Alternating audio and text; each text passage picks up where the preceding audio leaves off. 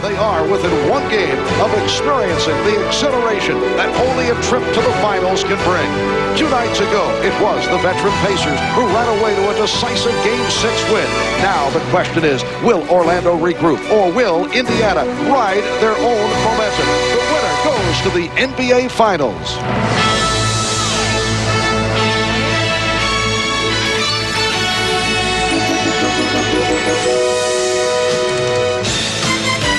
This is the NBA on NBC. The 1995 NBA playoffs.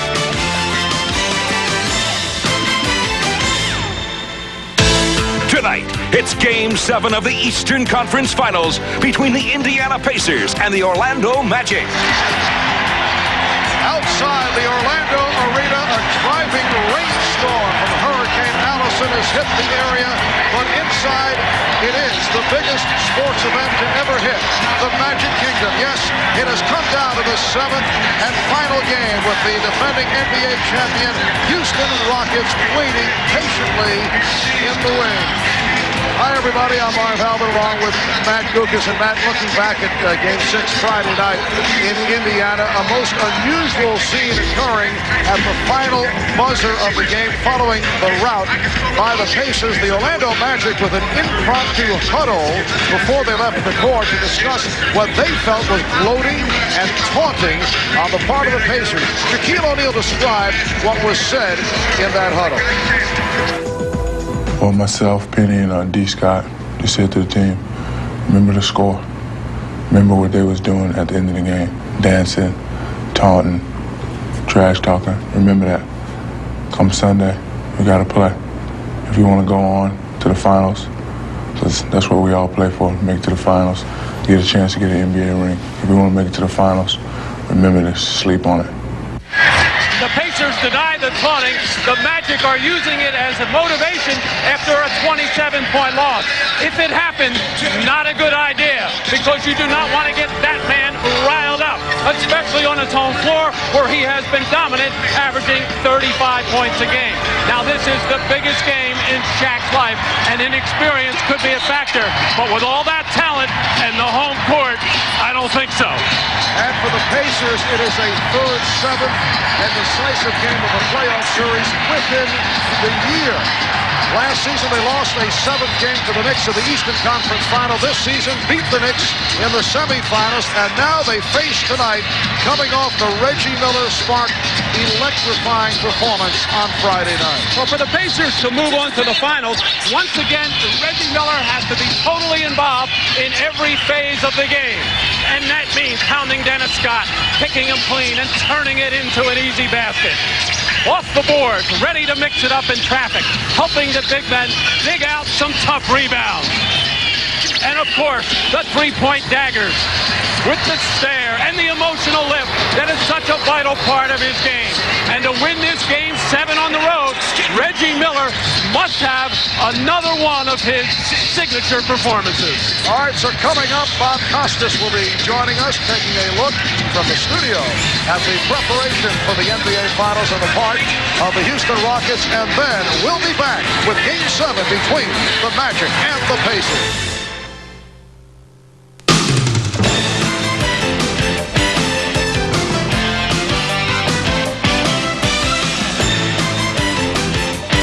Hi again, Bob Costas in New York. We've been looking forward to this. Hope you have too. Game 7 in Orlando, set to tip just a few minutes from now. Either the Pacers or Magic will advance to the finals with a victory tonight. The one thing we do know about the 1995 NBA Finals is that the Houston Rockets will be representing the West for the second straight year, thanks largely to the brilliant Hakeem Olajuwon, who completely outplayed the regular season MVP, David Robinson, as the Rockets took the Spurs in 6.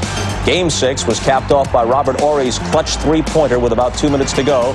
Houston thus moves on to defend its NBA title Wednesday against tonight's winner, and they do it coming from a 6th seed position. Today, the Rockets practiced in Galveston, Texas, not their regular training facility, but it's quickly becoming their big game practice site.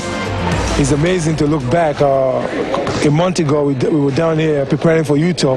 Now that we're back here in the finals, he's unbelievable. Hopefully it can be the same scenario we had last year. You know, we came down, we got some good practices in, and we won it. So maybe we can come down here, get some good practice in, and win it again. If I get this other ring, this one right here, this the one I think I'll wear because I get my first ring to my mother as a gift. So this one I'll wear this one. By wrapping it up on Thursday, the Rockets will have what amounts to almost a week off other than some practice to get ready for the finals.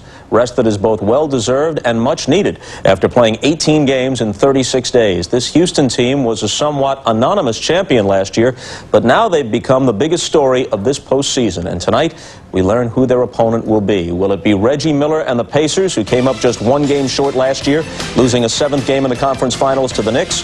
Or will it be third-year center Shaquille O'Neal and the Magic? It's Shaq's first Game 7. We'll have the player introductions after these messages. The NBA on NBC is brought to you by Red Dog Beer. Bold yet smooth, unusually easy to drink. You are your own dog. By Nike, who encourages you to participate in the lives of America's youth. And by Chevrolet Trucks, the most dependable, longest-lasting trucks on the road.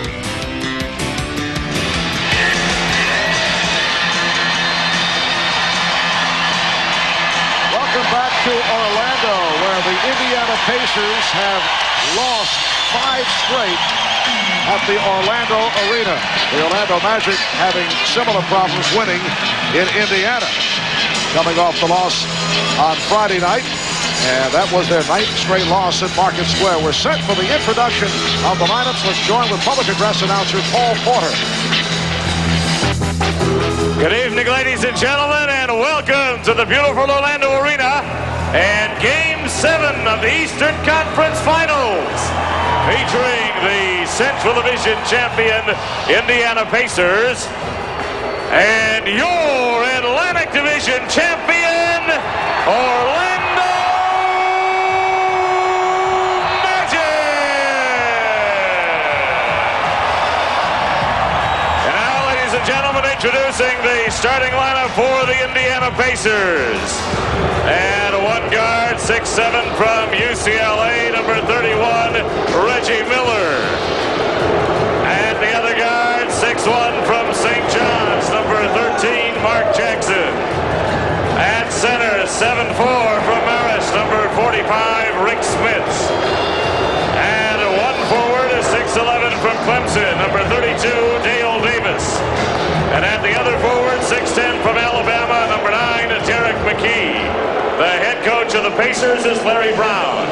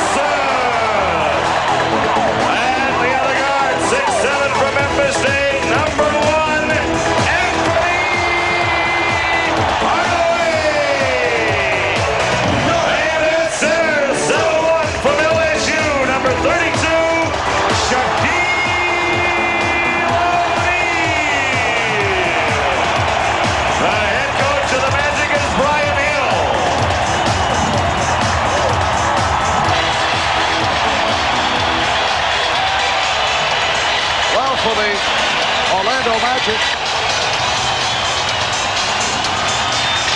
For the Orlando Magic, It is their first ever Game 7. If the Pacers win, they'll be the first ABA team to make the NBA Finals. Once again, we have extensive coverage on the sideline. We're joined by both Ahmad Rashad and Jim Gray. Let's start with Ahmad, who checked out the mood in the Orlando Magic locker room. All right, Marv, nobody seemed to be nervous. They seemed to be very loose and ready to go. But I did talk to Shaquille O'Neal. He said this is one of the longest days in his entire life. He's ready to get this thing on. Now, they had one other visitor to their locker room, and he was the owner of this Orlando Magic team, Rich DeVos. As he was walking around, he was saying to each player, why not us? Why not now? Well, I guess the answer to that question lies with Jim Gray. Jim? All right, thank you very much, Ahmad. Well, one of the answers is that the Indiana Pacers feel exactly the same way. I've spoken to many of the Pacers over the past 24 hours, and they have lost a tremendous amount of respect for the Orlando Magic. They feel that this whole taunting business has been blown out of proportion and is simply Orlando grasping for excuses. Now, Larry Brown told me he feels his team is very nervous, in fact, scared to death.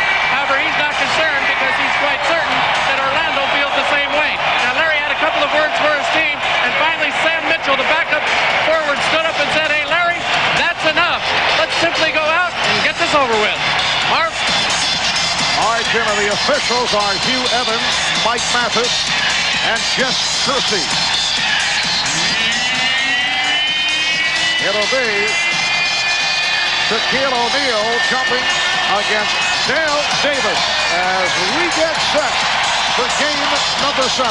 And if you are not nervous and do not have butterflies, something is wrong with you. The adrenaline is really pumping, and you cannot wait for that ball to be tossed up to either touch the ball, bang in the body, and get this game started.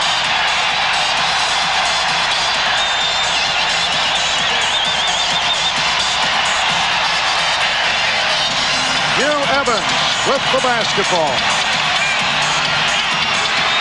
And Horace Grant controls for Orlando. Anthony Hardaway, who did not have a good one on Friday night. Guarded by Mark Jackson. That's been the matchup right throughout. Here is Shaquille O'Neal. His pass intercepted by Dale Davis. And Jackson starts back against Hardaway. Miller off the pick. Did not have the shot. Good reaction from Anderson. Smits angling in. And the Pacers take a 2-0 lead. Right away, Reggie not forcing anything there, taking his time. And Smits getting excellent position. 2 feet in the paint and working up for that shot. Nick Anderson not able to hit. Rebound, Shaquille O'Neal. It will count. And the foul.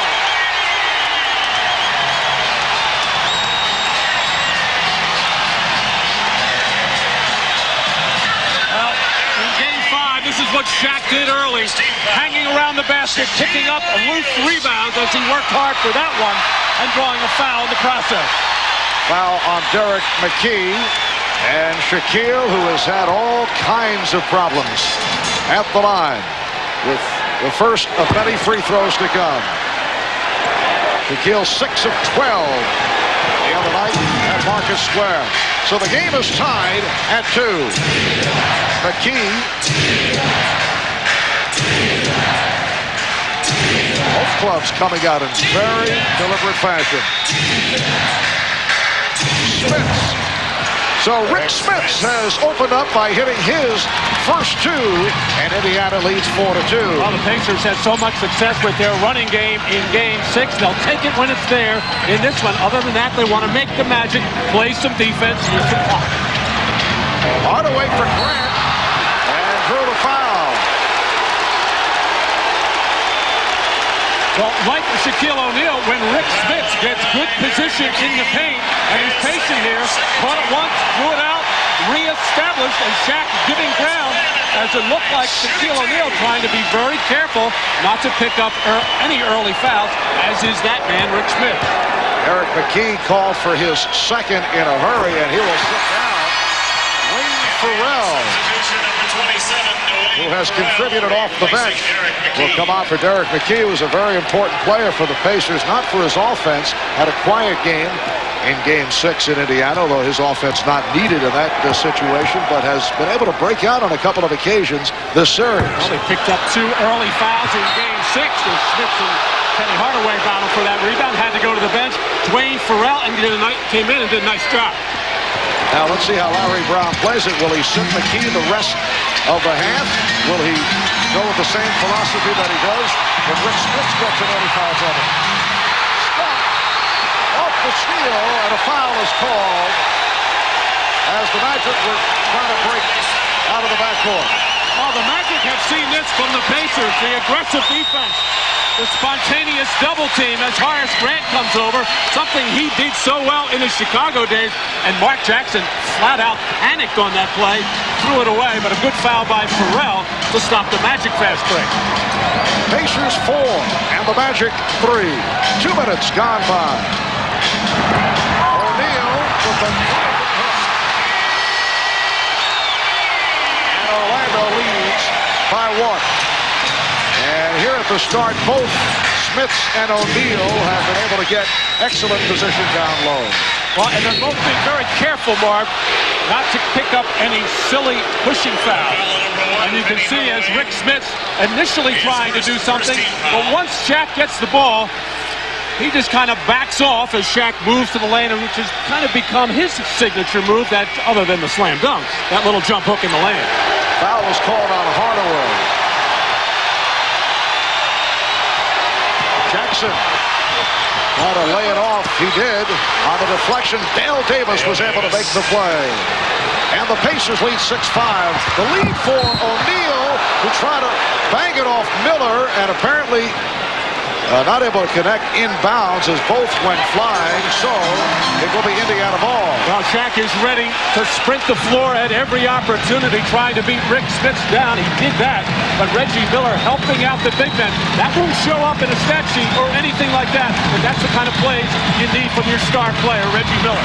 Rick Smits with a rare miss.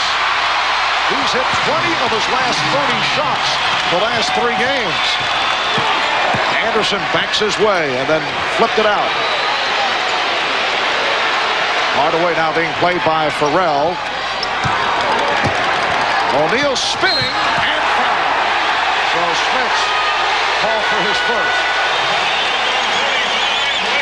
Well, so far, every time the ball has gone inside the Shaq, no double team help, and he has been able to out-quick Smits to the middle. This time, I think Rick Smits getting a little bit tired of it as nobody came down, especially when Shaq puts the ball on the floor. That's a good time to come down as Smits is pleading his case with referee Hugh Evans, looking like he's saying, hey, Shaq is dipping that shoulder and knocking me back. But I think Rick is a little bit more frustrated that he's not getting some help from his teammate once Shaq puts the ball on the floor. Shaquille is now 1 of 2 at the line.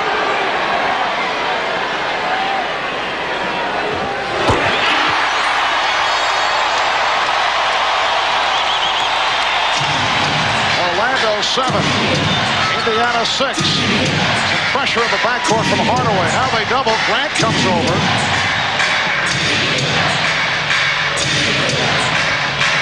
Farrell. And the pass picked off by Anderson, who was trying to get it to Smits. So far, the pressure defense by the Magic, and in particular Horace Grant, very effective along with this crowd. Anderson for 3.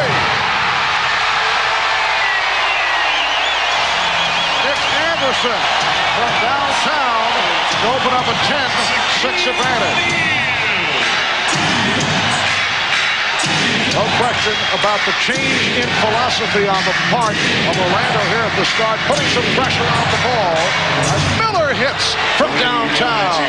Reggie Miller, who had the sensational opening quarter in game number 6, connecting with the three-pointer. 10-9, the Magic leading by 1. I think the Magic did not want to make the same mistake that they did in game 6 coming out. Kenny Hardaway raises up from deep. The mistake they made in game 6, they let the Indiana Pacers dictate the tempo. This time they've come out and dictated it with their defense as Horace Grant does it so well, gambling off his man. 4-point Orlando lead. Scott knocked it away, recovered by Jackson, finding Farrell for 3. And a pushing foul, or did it go over the top? Apparently the ball over the top of the glass, so it goes back to the Magic. Penny Hardaway with a little crossover move and a step back as Mark Jackson just playing way off him, not expecting any kind of shot, as Penny Hardaway glad to get that one to fall down to get off to a good start. Hardaway trying to recapture the touch from three-point land, only 3 of 10. The other that went in. Horace Grant trying to lead Shaquille O'Neal. That was intended as a lead pass. And Shaq may have touched that ball over the cylinder. At least Rick Smith thought he did. Nevertheless, that's the second time in this series the Magic have gotten one of those kind of field goals. Shot clock at 4. Miller. Rebounded by O'Neal. And Shaquille has come out in very aggressive fashion as he did in Game 5. Grant. Good run here by the Magic. They now lead 17-9.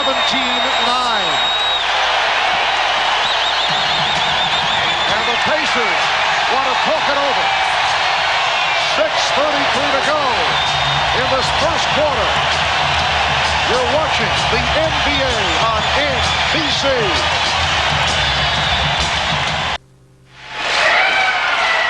Rick Smith and Dale Davis caught in a switch here as Horace Grant lobs it up towards the basket in his attempt for the alley-oop to Shaq, and it's oops. As the question is, did Shaq touch the ball? I don't think so. And with the timeout call by Indiana, Shaquille O'Neal appealing to the crowd. Now check out the message board. He made the statement, I want it so loud that we can't even hear ourselves call the plays. And Shaquille, who will get a rest right here, I'm sure a short rest, has to be satisfied with the noise or the decibel level of the crowd here in Orlando. 6.5 left, first quarter. Magic up 17-9. A 12-3 run the last 3.5 minutes. Again, a steal. Grant so aggressive defensively, but lost it. Undecided on the drive, and back come the Pacers. Pharrell for Dale Davis. Dale Davis. Well, it looked like Horace Grant had Mark Jackson at his mercy, but a terrific pick by Jackson to fool Horace Grant and force the turnover. Grant on the rebound.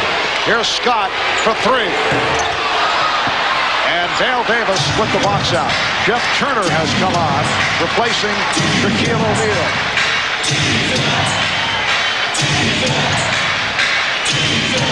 Miller, guarded by Anderson, away from the ball. Turner and Smits got entangled on the foul on Turner. Well, Horace Grant had a 2-on-1 situation here, decided to go all his way. Mark Jackson made Horace misstep, and he lost his footing momentarily. And what so often happens, when you miss an opportunity for an easy one at one end, it turns into this kind of chance for the Indiana Pacers as they do a good job of capitalizing. Antonio Davis has come on for the first time. Rick Smits sitting down. Dale Davis posting up on Jeff Turner. And a foul. Hugh Evans, the outside official, with the call on Horace Grant. For Grant, his first. Talking with Larry Brown yesterday about the importance of Dale Davis when he is involved, especially on the boards at both backcourts, getting about 8, 9, 10 rebounds a game, and then if he can chip in with about 8 or 9 points, generally the Indiana Pacers are at their best. Just that little extra from their big man, and he plays outstanding defense on the opponent's big forward. Dale Davis only a 53% free throw shooter. Orlando hit 6 straight shots. They had a 12-3 run. But Indiana has brought it back within 5. It's the Magic 17 and the Pacers 12 with 5:20 to go in this first quarter. Orlando will maintain possession. So it's Turner now up front with Grant and Scott. Hardaway and Anderson at the guards.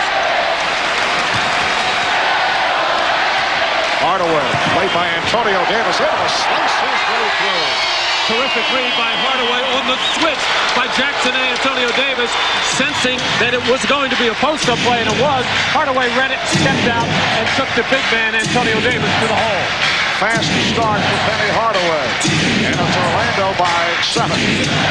Pharrell trying to lead Antonio Davis.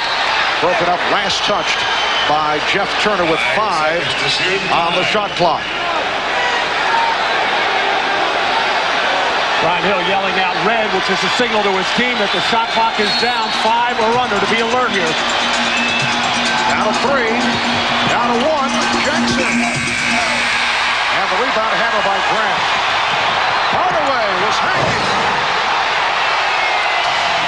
On the penetration by Mark Jackson, Reggie Miller should have protected the backboard. He's pointing for somebody else to do it. It was his responsibility. 21-12. Orlando, Miller, and Scott able to make the play. Indiana getting back. Scott pulls up for the 3. The Magic 24, the Pacers 12.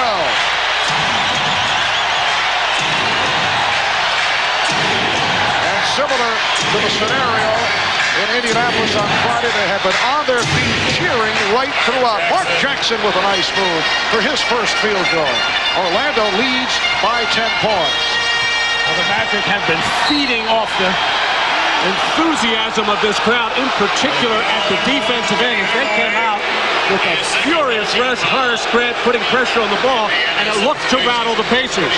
Hardaway called for that foul, his second. Penny trying to get position there, and then Dwayne Farrell going around the outside. Penny can't believe that call. He may have been put on that first little hook with the left arm, but then as he started to ride out, it looked like no foul there, but Penny was caught. Well, Shaquille O'Neal is back on the floor. Brian Shaw, who had a terrific Game 5 here in Orlando, has come on for Hardaway. Reggie Miller with a beautiful shot and looking for the foul. Did not get the call. 24-16. Shaw, three-pointer for Brian Shaw, who has rediscovered the touch from downtown. Well, he certainly had it in Game 5 as he played a major role, scoring 15 points, even threw a lucky 3 in. But he looked like he just decided, I'm going to be aggressive when I get in there and shoot every open shot. Antonio Davis. Nice look from Dwayne Farrell. Orlando leads 27-18. Orlando has come out and hit 10 of 13 from the field. Indiana 8 of 13. Not bad. Terrific shooting by both teams with just under 3 minutes to go in this opening quarter. So the matchup picks up between Smits back on the floor along with O'Neal, and a 3-second violation call. Now a timeout is taken. Well, Penny Hardaway stepping out on that side out-of-bounds play on the switch, and Antonio Davis in a world of trouble there, even though he gave ground. Penny with that quickness just feeding him to the basket. And then on the release by Penny Hardaway after the drive by Mark Jackson, nobody home in the backcourt.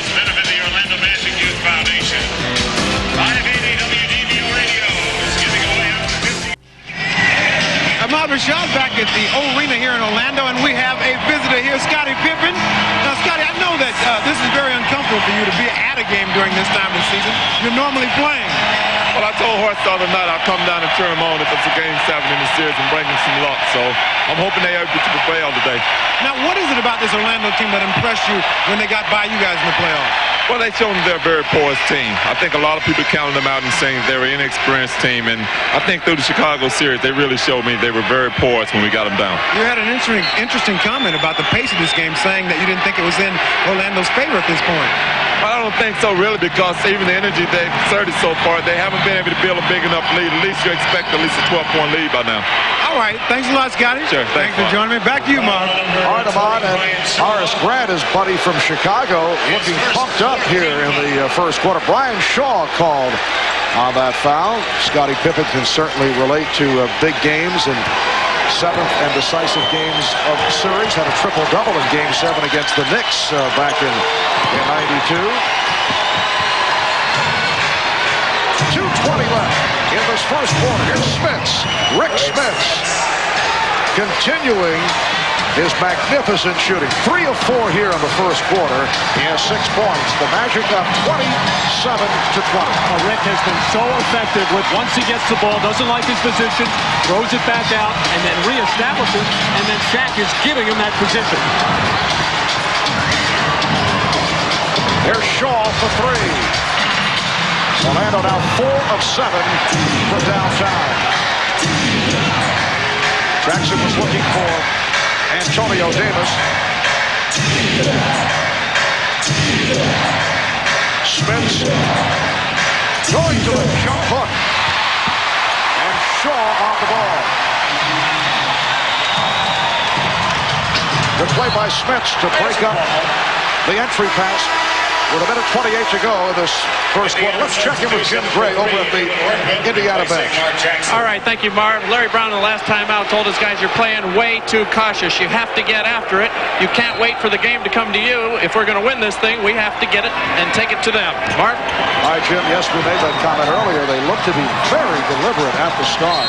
Oh, they have got hit with a haymaker here. Looks to me, Marv, we've got a storm brewing outside. I think the Pacers are trying to weather the storm in this building here, just trying to keep their head above water. As Smith and Shaquille battling for position, and Shaq covering up Smith, keeping him on his back, as now Rick has picked up 2, and that generally means, at least in these playoffs, that he is finished for the half. Now, time and score in this first half will certainly dictate what Larry Brown does, but he's on his way to the bench right now. Shaquille O'Neal, 2 of 4 at the line. And yes, Rick Smith will depart. Discussing matters with Mike Mathis. Dale Davis returning 2 apiece on Smits and McKee, while the Magic with Hardaway sitting it out after picking up his second. Heel missing on both. 7-point Magic lead. We come up on 1 minute remaining in this first quarter.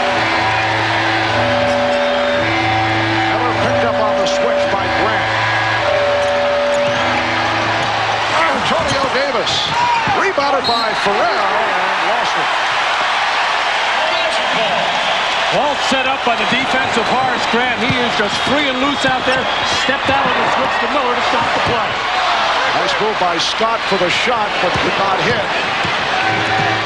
Workman for Pharrell, and a block is called on Grant. The foul on Grant, his second. Number 54, Horace Grant. Well, one of the rare fast break opportunities for the Indiana Pacers. And it's a case there, I think Mike Mathis didn't think Horace Grant was there in time, or he thought he was too far underneath the basket. Appeared to be moving just slightly, and a good call. Wayne Pharrell, a 75% free throw shooter during the season. Now Jeff Turner comes on for Horace Grant. Byron Scott will give Reggie Miller a rest. Reggie sits down 2 of 4 from the floor, 5 points.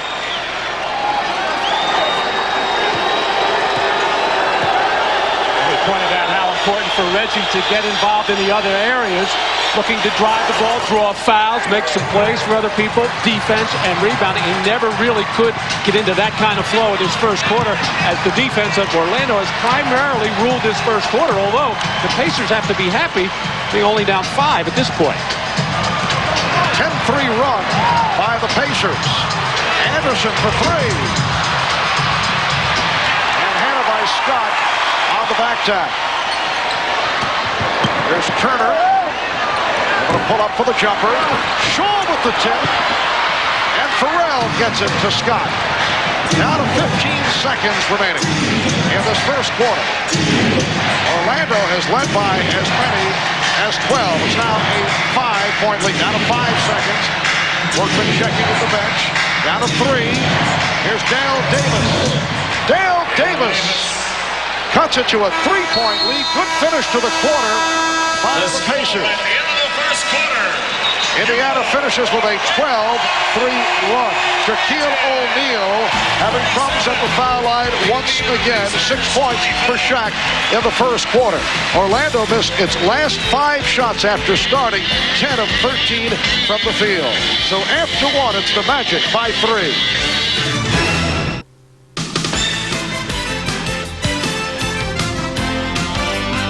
The 1995 NBA playoffs on NBC. Well, key players on both teams picking up 2 fouls in the first quarter, 2 apiece on Smits, McKee, Grant, and Hardaway. Rick Smits has been in foul difficulty right throughout the playoffs. We talked with Rick about his philosophy concerning the officiating.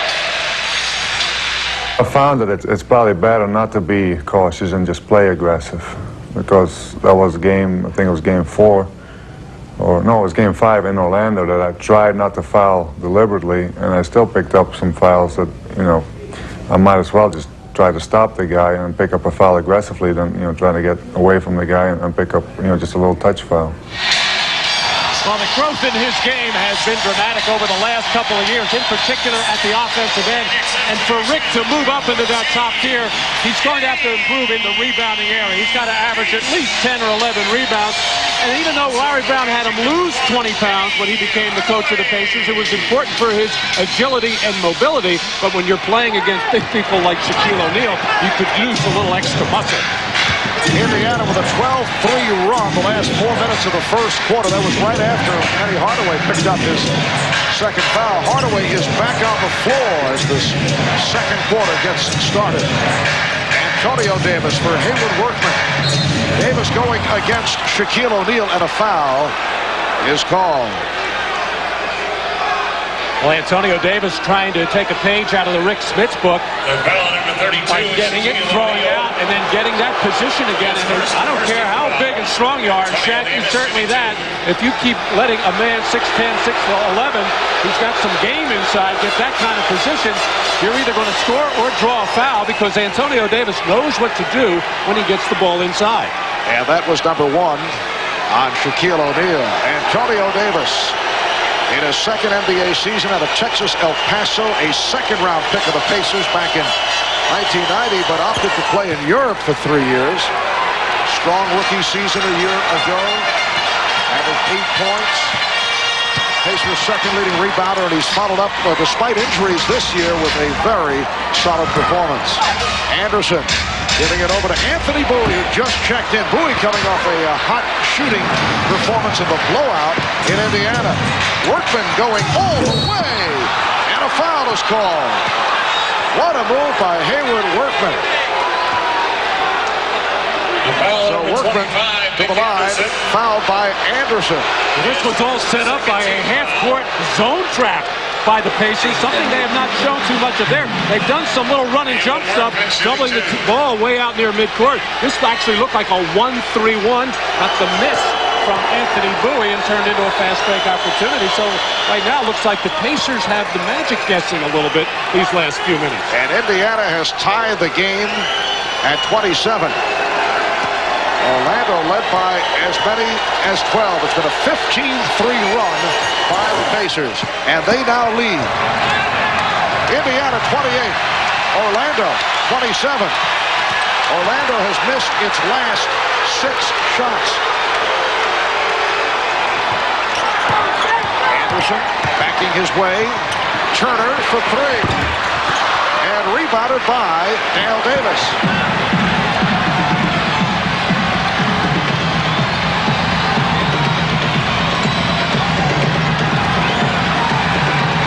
Scott for Farrell. And it's a leg block called on Anderson, a new 24 for the Pacers. And keep in mind, the Pacers are doing this without Rick Smits, who went out with 1:21 to go in the first quarter with his second personal foul, and Reggie Miller went out.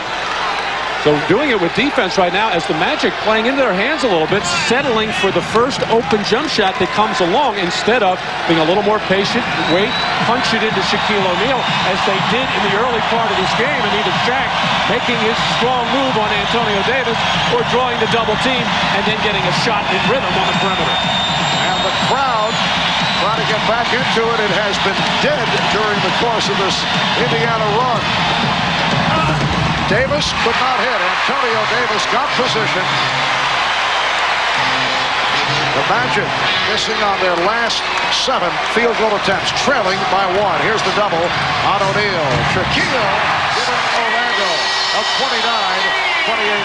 Well, the double team was coming from a big man, Dale Davis, to help out Antonio. Shaq saw it, spun away from it with a nice touch. 8 points for Shaquille O'Neal. 2 minutes gone by in the second quarter. Marv Albert, Matt Dukas, Ahmad Rashad, and Jim Gray from the Orlando Arena. Dale Davis. And back comes Anthony Hardaway. Nick Anderson changed his mind. Pass intended for Anthony Bowie. Byron Scott for Hayward Workman, and they'll regroup. Shaq and Dale Davis were waiting in the backcourt, anticipating some kind of fast break or quick shot, looking for a little breather. Offensive foul called on Pharrell. Timeout is taken with 9.5 to go in this first half. It's the Magic by 1.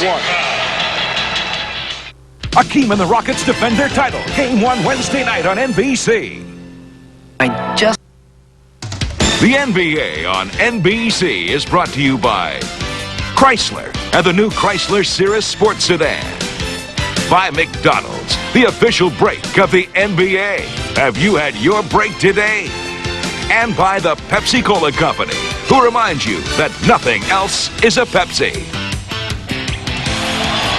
After not going to Shaq on a few trips, finally the Magic get patient. Double team is going to come from Dale Davis. Shaq sees he's going to spin this way. Antonio Davis, knowing that double, should force Shaq to the middle where he has that double team help. But Shaq out-quicked him. There it is once again as Shaq got into the air with no challenge on the shot.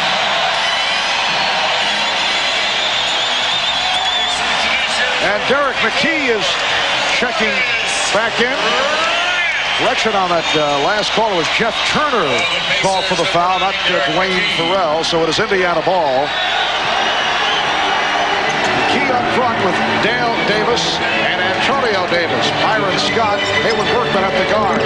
Workman going at Hardaway, trying to pick up a third on Hardaway. Workman playing it on the deflection. Hayward Workman. 4 points for Workman, and the Pacers lead by 1. And after Hayward made that jump shot, Penny turned around and stared at him as if to say, what are you doing taking that jump shot? Shaquille O'Neal getting position, avoiding the double team. It will count. And the foul. Well, Hayward Workman thinking about taking Penny to the basket to try to draw that third foul. Deflection by Bowie right off the knees, back to Byron Scott. And then Shaquille on a post-up as the Pacers have been a little bit tentative and unsure with their double teams, and Shaq is taking advantage of it by getting into his shot very quickly before the double team can come. 3-point play for Shaquille O'Neal, who was fouled by Hayward Workman. He's trying to help out. And the Magic leading 32-30.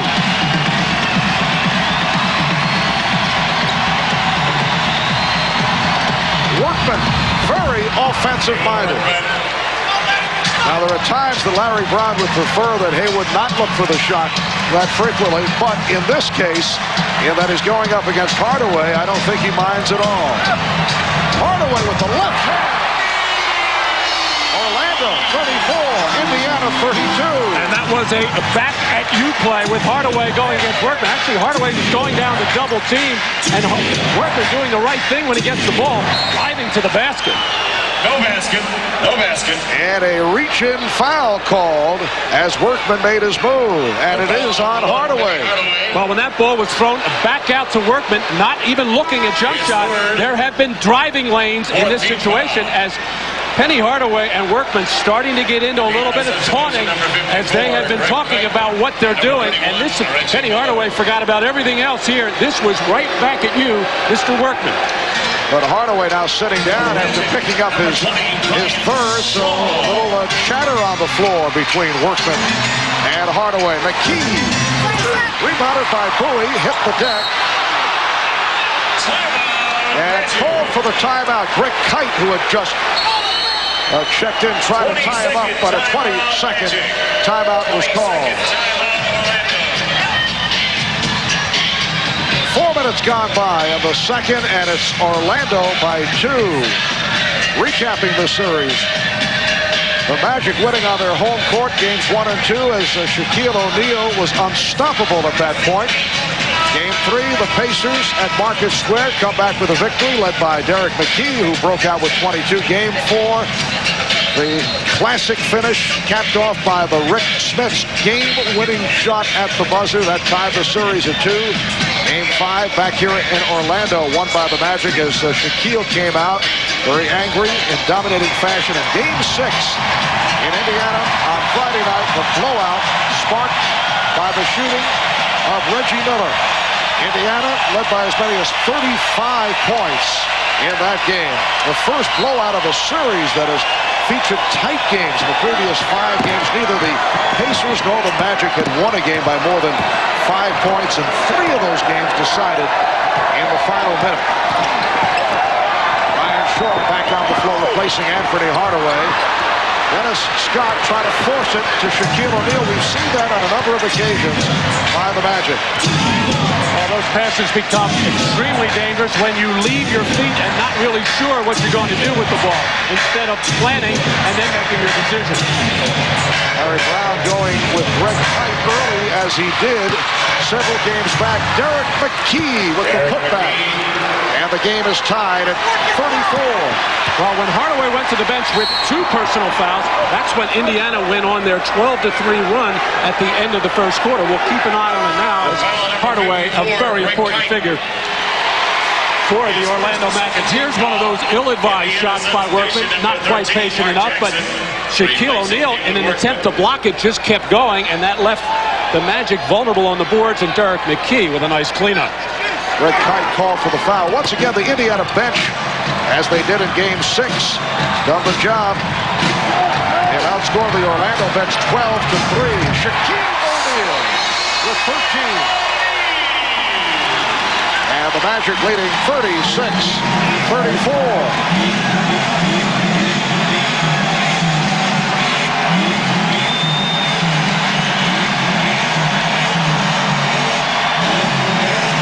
Who just returned. That's a 3 for Mark Jackson.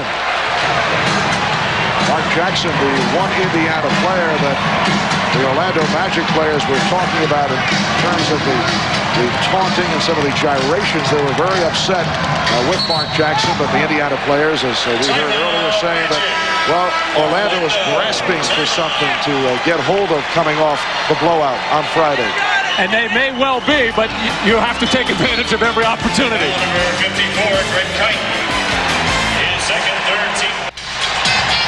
Well, Matt, looks to be some detailed scouting being done by, as a matter of fact, Joe Ash, a scout for the Houston Rockets, checking out these 2 clubs. The Rockets training these days in Galveston, Texas, and just waiting in the wings.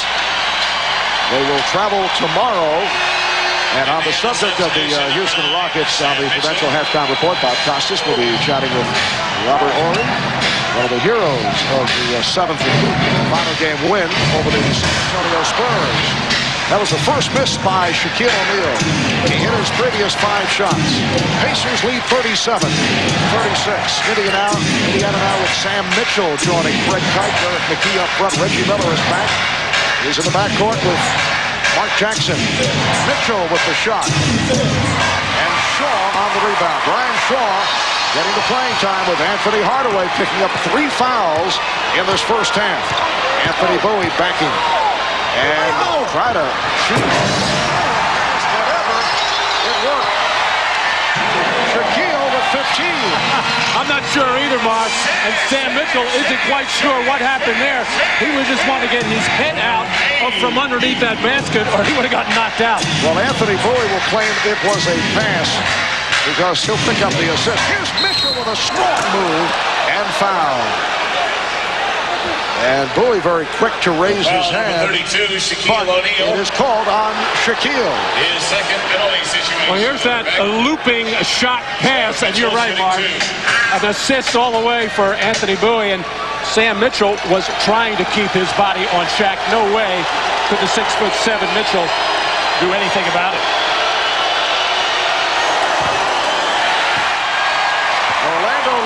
by 1. 38-37. Hard drive by Sam Mitchell, as actually Anthony Bowie got a piece of the ball up top, and evidently Shaquille O'Neal came across his arm, and right away all the Magic players very aware that anytime a whistle around the basket, they're all going to raise their hand trying to protect Shaq. Well, Shaquille O'Neal has accounted for 9 of Orlando's 11 points in the second quarter. He has 15 in all. The game is tied at 38. In the early going, Orlando led by as many as 12. O'Neal now guarded by Antonio Davis with some help from Mark Jackson. Off the spin. Yes. 17 for O'Neal. The Magic leading by 2. Now let's see if the Pacers go to Antonio Davis now to try to possibly pick up that third. They won't get the chance, as it appears that Jeff Turner is coming in, no doubt, for Shaq. His first penalty situation, in fact. There's Shaq, and the double team will come off the left corner as Derek McKee was there, but he has 2 personal fouls and was careful not to try to do anything with that shot, figuring he'll be happy to give Shaq all those jump shots that he wants, although so far Shaq's 7 for 8. Bowie called on the foul. Orlando over the limit, and Mark Jackson to the line for the first time. The pattern has continued here at home. Shaquille O'Neal has been able to have his way against the Pacers. He's averaged better than 35 per game here in Orlando. Well, on the road, certainly a different story. Jackson connecting now 1 of 2, and it's Orlando by 1. And Larry Brown up off the Pacer bench, putting 2 fists up in the air, some kind of half-court trap. Dennis Scott posting up on Reggie Miller. Illegal defense called for the first time. That's the warning on Indiana, so Orlando will get a new 24. And there's Larry saying, hey, I gave the signal, you're supposed to go double team, but all kinds of confusion out on the floor for the Pacers on that sequence. Indiana Pacers have lost 5 straight games here in Orlando. Grant. Morris not able to knock down the outside shot consistently in the series. Magic trying to make Reggie Miller work on defense by posting up Dennis Scott. They'll do it occasionally. McKee for Jackson. 3-pointer. Handled by Shaw.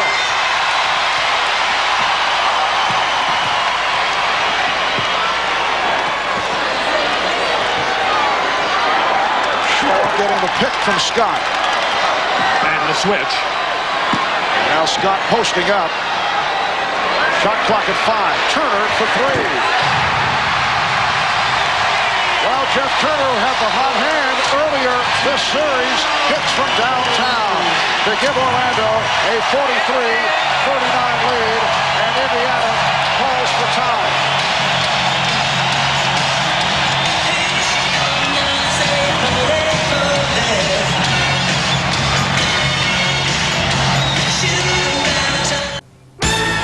Here's what's coming up on the Prudential Halftime Report. We'll be joined live by Rockets forward Robert Horry, a big contributor in the conference finals win against the Spurs. He hit the 3-pointer that won Game 1 and also the 3 that put Game 6 on ice. We'll also hear from Julius Erving and Peter Vesey on tonight's Game 7 in Orlando. The Magic leading it now by 4 as we head back down there to rejoin Marv, Matt, Ahmad, and Jim. All right, Bob, and back in Orlando, a 4-point Magic lead. There is a close personal friend of Bob Costas, Hulk Hogan, on hand. Actually, there is an association these days between Hulk Hogan and Shaquille O'Neal, who, after having some difficulties during the Chicago series at the post-game news conference, said, "I need the Hulkster." And in dramatic fashion, Hulk showed up, and here he is tonight. He asked for him, he got him, yes. And the Hulkster will take the free ticket anytime. Yes, he will. 3.5 remaining in this first half. And the Magic up by 4 points. Sam Mitchell Jackson on the drive. Saw the opening, took advantage. Well, the Pacers have really tuned in the way that the Magic are double teaming now. They are ready on the perimeter to catch, move the ball, or drive it. That was a good take to the basket. That time I was taking them through to try to figure out what to do with the Dennis Scott post-up. They're getting hurt by it. Anderson going to his left. Nicely done by Nick Anderson, who has 5 points. 45-41 Orlando. Reggie Miller's been very quiet this first half. Grant breaks it up and hears it from the crowd. Well, this comes as a result of another post-up by Dennis Scott, a double team, and you swing it around to the other side, and you catch that defense off balance and in rotation. There will be driving lanes, and Dennis Scott is not known at all as a post-up player. He can do it by backing in on people, but they're treating him as if he were Shaquille Scott. Davis fumbled it, deflected away. The crowd wanted a violation call. Antonio Davis able to rescue. Byron Scott to the crossover. And then taken by Horace Grant. 2:25 left in the half. 4-point Orlando lead. In the post-up move by Scott going at Jackson. Won't count. Foul before the shot. Well, the Pacers have gone small now with 3 guards, Byron Scott, Reggie Miller, and Jackson, hoping to maybe get a little quicker in these rotations, and the Pacers can take advantage of the fact that Shaquille O'Neal is on the bench right now with 2 personal fouls. Foul on Jackson, involved with Scott. Rick Smits has sat for a good portion of this first half after picking up his second foul. On the turnover, here's Miller. Reggie Miller. So Reggie Miller with only his 3rd field goal. He has 7 points and brings Indiana within 2. And the reason Reggie has been quiet is not enough of those fast break chances. Oh, nice move by Shaw coming right back. The Magic leading 47-43.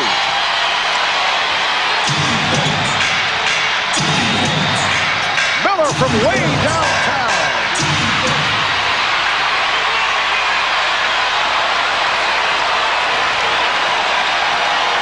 Ryan Shaw, played by Mark Jackson.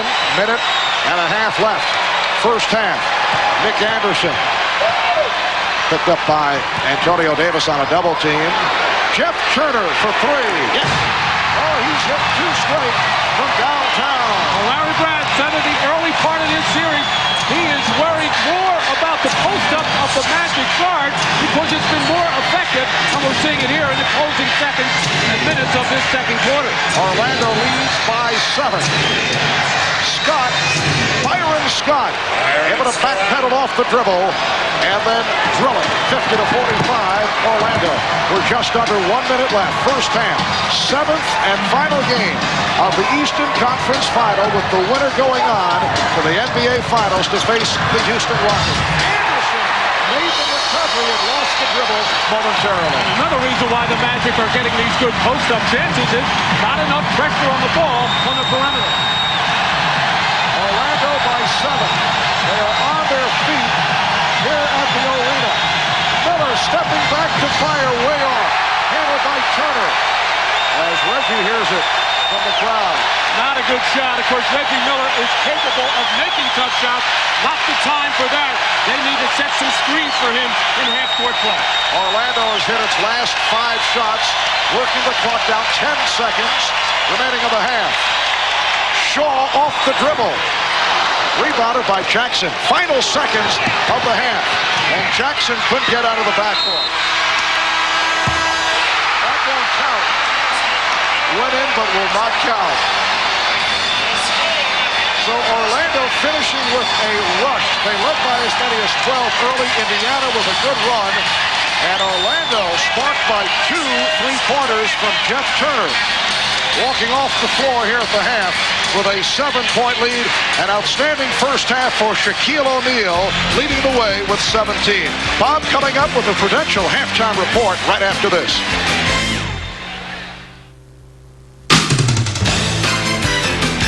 This is the Prudential Halftime Report, brought to you by the Prudential. Peace of mind. It comes with every piece of the rock. Orlando goes out to a 12-point lead. Indiana weathers the storm, gets back close, in fact takes a brief lead of their own, and then the Magic opens it up a little bit just before halftime to lead 52-45. Shaq with 17 points to lead everybody in the first half. Balanced scoring for the Pacers. 10 have scored. Bob Costas, Julius Erving, Peter Vesey. Doctor, start us off here.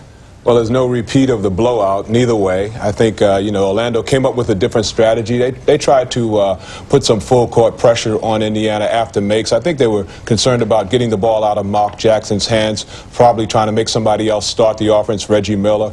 I think one of the other things, that happened was when Penny Hardaway got 2 fouls, they had to abandon that strategy. It allowed Indiana to get back in the game, and the Orlando Magic didn't seem like they had anybody who was going to step up. And then you get Shaquille shooting shots that we've never seen him make before. I mean, he's doing an excellent job of shot making in that second quarter, and that's what's made it a close game right now. Shaq has shot 7 of 8, by the way. Go ahead, 17 points for Shaq, but Larry Brown's Pacers not doing badly, not bad for a guy who picked the Bulls to win it all, Larry Brown. Kept Smits on the bench for most of that second quarter with 2 fouls, so he's got an edge going there. The bench was evened up this game from last game. Last game was 17-0 at the half. This time it's 17-11. The key, though, is keep making Shaq work hard for his shots. I think the Pacers will win this game if he keeps taking those jumpers. And let's not forget, Reggie Miller, 7 points. We know he's got at least one great quarter in him every game, sometimes more. Okay, let's turn away from basketball very briefly. It was a full day of action at the French Open in and around the rain. Several upsets, but the 2 #1 seeds advanced. For the men, Andre Agassi was a straight-set winner, as was Thomas Muster and 2-time defending champion Sergi Bruguera. Among those on the losing end were 3rd seed Boris Becker and number 13 Jim Courier.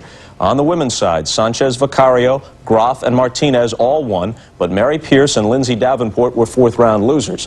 Our coverage of the French Open continues next Friday, 10 a.m. in the East, 9 a.m. on the West Coast. Don't ask me how that works, with the men's semifinals. In golf, the U.S. Open played this year at Shinnecock Hills on Long Island is just 11 days away, so Greg Norman has to be feeling good after winning the Memorial earlier today. Norman has always pointed toward the U.S. Open and never won it. He fired a final round 66 in winning his first tour event in more than a year.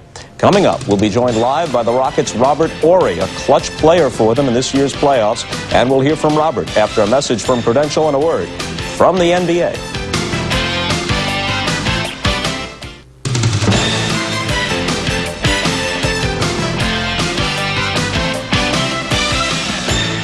The Houston Rockets are in the NBA Finals, and certainly there are many reasons, chief among them the play of Akeem Olajuwon. But third-year forward Robert Horry has emerged as a big player for Houston. The 6'10" Horry was a center at Alabama, spent a lot of time playing with his back to the basket, and thus developed a nice inside game. But since getting to the NBA, his game has changed quite a bit, and he's stepping out to hit the threes. And Robert will join us now from Houston right after we finish with this tape. And there is Robert Horry, who's been kind enough to dress up for the interview, looking very sharp in the shirt and tie. You almost doubled the number of three-point attempts from last year to this. I'm just talking about regular season. In the playoffs, they're up even more. So you're a guy who really has been helped by that line being moved in, right? Yeah, it helped an awful lot. It's one of those things where we were kind of doubting it when we first came in because we said, they moving it in too close, it's going to be too easy, everybody's going to be making them. So now it's kind of helping us in a sense because I'm able to make more than I was able to make last year. And I just got to thank Dream and Clyde and other players for just having the confidence in me to kick it out to me and let me shoot it. You made 6 three-pointers in Game 6, including the one that really iced the game with just under 2 minutes to play. You made the big basket. It wasn't a three, but a big basket in the last minute of Game 1 that set you out on the right foot against San Antonio. Apparently, you're cool in these pressure situations. Yeah, that's something that I think the whole team is cool in pressure situations. It's funny that a lot of people say, well, how do y'all know who's going to step up in certain times? You really don't. Everybody just has that confidence in themselves to make big shots from winning a championship. When you win a championship, that gives everybody a chance to be a great player and come up and step up as a player and gives everybody that confidence. You know, it's almost a cliche in sports, but I would have to guess that there's truth in it this time, that you guys have confidence that is just sky high, not so much because you're the defending champions, but because you've escaped from so many situations when you've been down in series against Utah, against Phoenix, and in every case you have not had the home court advantage. In every case you've been the underdog, and you did it last year and again this year. Yeah, the confidence is soaring sky high. I think it's up to about the Empire State Building or something. Everybody has that confidence in themselves, and everybody's going out playing well. You know, when everybody's playing well and have that confidence, you have the confidence in yourselves and the other players on the court. You know, sometimes you can go out there and you look at the other guy and say, well, I ain't going to throw it to him this time because he's missing shots. But even though if a guy's missing shots, we still kick him the ball and say, make the shot, because we have the confidence in each other and within ourselves. Let's talk about two trades. One that didn't happen and one that did. 16 months ago, there was a deal completed that would have sent you and Matt Bullard from Houston to Detroit for Sean Elliott. Then Elliott failed the physical, was sent back. Eventually, he winds up with San Antonio. You stay and play on a championship team, and now a team that has a chance to defend. Pretty good non-deal. It's a great non-deal. I think that trade helped me out more than it helped anybody out. And before the trade happened, I was one of those guys who was reluctant to shoot the ball. I was so happy to be on a team that I wanted to go to. I was just trying to get the ball to Otis and Dream and just try to help them out as much as I could. And I was taken away from my game. Then when I got traded, I came back with a sort of attitude of saying, just shoot the ball. What they going to do, trade it? Because they traded me once, so what they going to do, trade me again? Well, speaking of Otis Thorpe, whom you mentioned, that's the deal that was made in the middle of this season. And it was a pretty bold move for a defending champion to shake up the team chemistry that way and trade a starter and bring in Clyde Drexler. A lot of people in the press and some members of the Rocket squad questioned that move, and you were among the early doubters, but no one can say it hasn't worked out now. Yeah, I was one of the first persons to say this trade it stinks, but because I was looking at the teams that when you look at a basketball team, you look at a team, you got the power forward, which you had in Otis, two guard and Vernon, and the center and Dream, and that seemed like that was like the nucleus of our team. And I said, now they're messing with our nucleus. I said, when Clyde gets here, where is he going to play? He's going to play at the 3 or he's going to play at the 2. It's just going to mess up our chemistry, but luckily it didn't mess up our chemistry. We've been playing really, really well together. And lastly here, have even you and the other Rockets gained a new appreciation for Akeem Olajuwon, the way he has excelled in these playoffs? Have you ever seen a stretch, regular season or postseason, where he's played this well? No, he's playing phenomenal. You know, I think they said it after the game in San Antonio. I think there should be another vote for the MVP. He's been playing phenomenal. You know, it's one of the things that I always admired him. He's such a great player. And he goes about it and handles himself like a true businessman, like this league is his business. And he goes out every night and plays hard, regardless of what the outcome is. If he's down 20, he's still playing hard. And that's just the thing about Dream. You look over here and see him playing hard, and knowing this guy with all this talent is still playing hard, you're going to play hard just so you can keep up with him. Robert, thanks a lot for joining us. Congratulations on your success to this point. We'll look for you Wednesday in either Orlando or Indiana. No, thanks for having me. Okay, Robert Horry out of Alabama, now with the Houston Rockets. And, of course, we will have Robert Horry and the Rockets in Game 1 of the Finals on Wednesday night starting at 9 Eastern Time. The first 2 games of the series will be in either Orlando or Indiana. Then it will shift to Houston for Games 3, 4, and 5 if necessary. Halftime in Orlando now. Magic leading the Pacers by 7. We'll go back to the O-Arena for the second half after these messages from your local station. This has been the Prudential Halftime Report, brought to you by the Prudential. Peace of mind. It comes with every piece of the rock. You're watching the 1995 NBA playoffs on NBC. We welcome you back to the Orlando Arena. The Magic with a 7-point lead at halftime. Marv Albert along with Matt Dukas at a critical point of the game. Shaquille O'Neal hit with a second foul, yet at that point, Orlando able to change up and went through a very good run despite the fact that Shaquille went to the bench. Well, at 5:21, Shaq went down to the bench, and Magic leading by 1, 38-37, but they built that lead by abusing the post defense of the Indiana Pacers, primarily with their guards, Dennis Scott and Nick Anderson. And Reggie working hard on Nick, but the good little lob pass, and then a double comes, but not an effective one. As Nick spreads himself, digs out the loose ball, and then another post up for Nick, gets it back out to Brian Shaw, and good spacing by the Magic sets up this three-pointer by Jeff Turner, as the Magic were able to lengthen their lead by 7 at the end of the half. And a look at the Miller Lite halftime stats. Indiana 17 of 35, 49% shooting. The Magic 21 of 35. An excellent shooting first half led by Shaquille O'Neal, 7 of 8 from the field in a 16 minutes, 17 points. And from downtown, the Pacers 2 of 9. The Magic hitting on 6 of 11. 5 different players hitting the the 6 3-pointers, and a quiet first half for Reggie Miller, who was looking to follow up on the signature game of Game 6, but to this point has not been able to get into the offense. Back in Orlando, we're just a moment away from the start of play of the third quarter. The Magic with a 7-point lead. Let's check in with Ahmad Rashad, and Jim Gray will start with Ahmad. All right, thanks, Marv. I just talked to Brian Hill. He said he kept it real simple during the halftime. Told him to keep up the good energy. Very happy with the way they were playing. He wanted them to try to control the rebounding and also try to get to the foul line as much as possible. The two people that he warned them about were obviously Rick Smits and Reggie Miller. Jim? All right, thanks, Ahmad. Larry Brown was very disappointed with the way his team ended the first half. He does not want his team to get into a rat race here in the second half. Now, he wants Reggie Miller to come off some screens, wants his team to set some more screens for Reggie and have him take better shots. He says that'll be accomplished if Orlando shoots a less high percentage in the second half and if Rick Smits can stay on the court. Marv? Thank you, Jim. So the question is, will it be an NBA final between the Indiana Pacers and the Houston Rockets, or the Orlando Magic and the Houston Rockets? Third quarter getting underway as Derek McKee threw up a 3-point attempt, rebounded by Dale Davis. And Reggie Miller drawing the foul off the fake. Nick Anderson picks up his second. His second first-team foul. A look at the leading scorers in the first half. Miller and Dale Davis leading the way with 7 apiece, and Shaquille O'Neal with 17. And they will continue to look to go inside to Rick Smits just to get him going, plus maybe pick up a couple of fouls on Shaquille O'Neal. Jackson blocked. Rick Smits in the first half played only 9 minutes, 3 of 5 from the field. Anthony Hardaway playing with 3 fouls. Orlando turning it over. I think the Pacers had to be happy that they were, Reggie Miller with the 3-pointer as he struggled in that first half. It had to be happy with Rick Smits and Antonio Davis only coming out of that first half with 2 fouls, both of them on Smith. Reggie Miller hitting a second from downtown. He's 2 of 6 from 3-point range. Anderson foul. And hitting the deck. Helped up by Horace Grant. Dale Davis called for his first.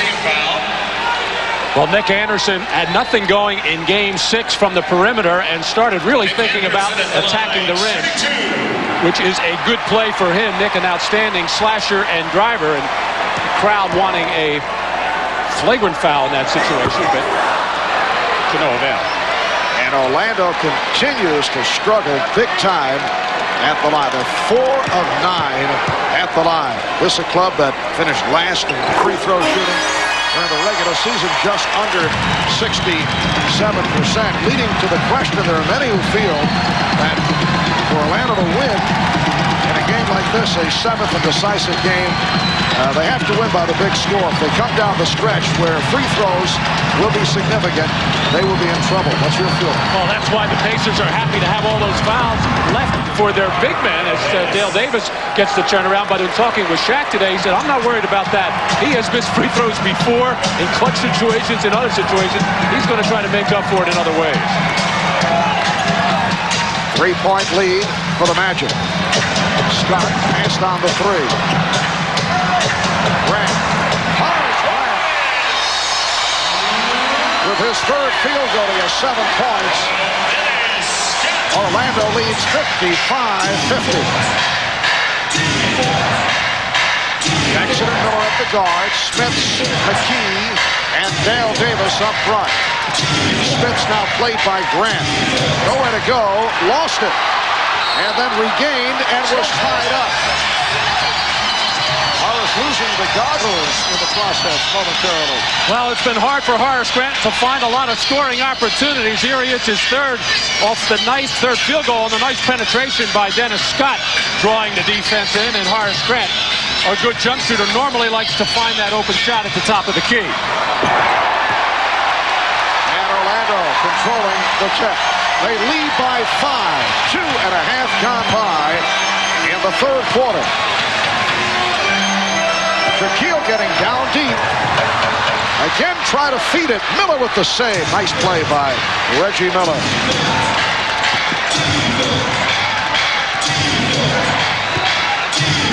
Hardaway with the steal. Taking it from McKee and going the distance. And the Pacers have to be very careful here. Off that steal by Reggie Miller, that was not a real aggressive run out. And then on a steal on the baseline, nobody getting back on defense. Their legs look dead. Magic by 7. Another steal. This time Anderson. Jackson back. Anderson is hit by Jackson. Well, Derek McKee backing his way in, thought he had all kinds of time here. But Penny Hardaway on an ISO fake move. I think Derek McKee initially saw him, but then when he turned his head, Penny kept coming on the nice steal. Rick Smits, no way he can catch him. And then the other side of the defense, Reggie Miller, the last one back, nowhere near in transition defense. Nick Anderson playing the passing lane, and then the intentional hard foul by Mark Jackson to set Nick Anderson to the line. And the problems continue at the foul line. Anderson is 1 of 3. And Orlando 5 of 11. That steal by Anderson is 2nd of the night. Orlando with 6 steals. Indiana with 7.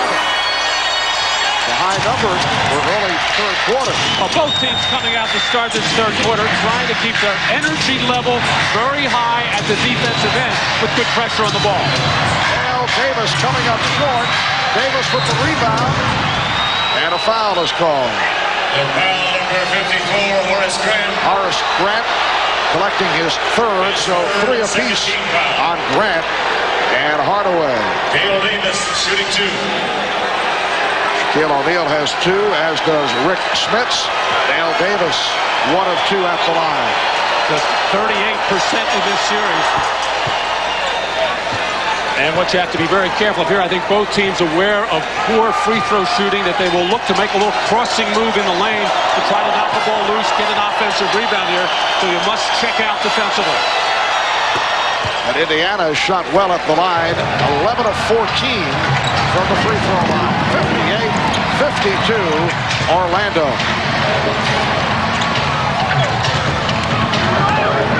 O'Neal trying to take advantage of the steal. Not a good double team on Nick Anderson. Derek McKee can play Nick Anderson in the low post. He is their best defensive player, but that enabled the ball to be swung around, Shaq to get it, and get a second opportunity because the defense was coming out of a rotation. McKee, well, he had the good position, but came up short.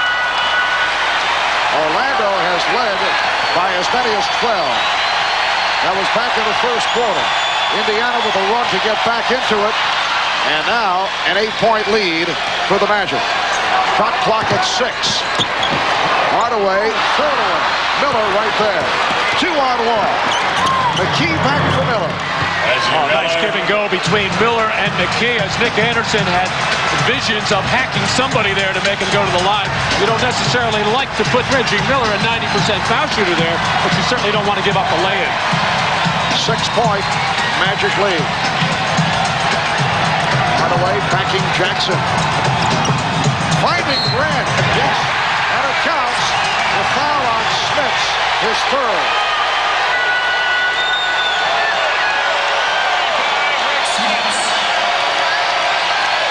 Well, Indiana Pacers so aware of double teaming and helping, and when they turn their heads, because when double teams occur, you have to guard areas, and Rick Smits, too slow coming over, gave up excellent position to Horace Grant, and then a careless foul that time, although I don't think Rick Smits could get out of the way in that situation as he has his 3rd. Antonio Davis replacing Rick Smits. Larry Brown very upset with that call. Had words for Hugh Evans, who was not looking in that direction. I think that Larry felt that Rick Smits just stood straight up, kept his arms up, and tried to avoid the contact. And Hugh Evans obviously saw it another way. Orlando 63, Indiana 54.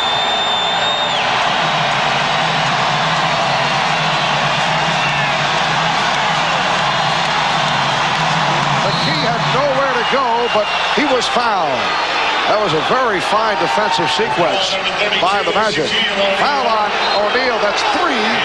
on Shaquille. And the reason it was the only shooters on the other side of the floor, the weak side, the right side, were the two Davises who are not going to take a lot of jump shots. So nothing happening here. Derek McKee puts his head down and drives to the basket, which has been a key element for the Pacers in this series. The times that they drive to the basket, draw fouls, and they have had the big edge in free throw shooting, they have played well against Orlando. McKee is 74% foul shooter during the regular season.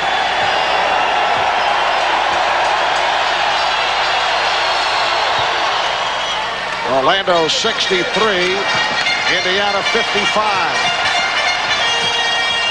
5 minutes gone by in the third.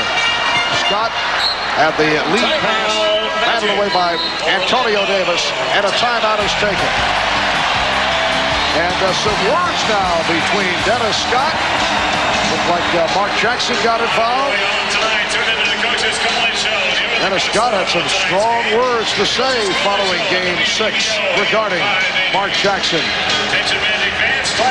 And the taunting has continued here in Orlando.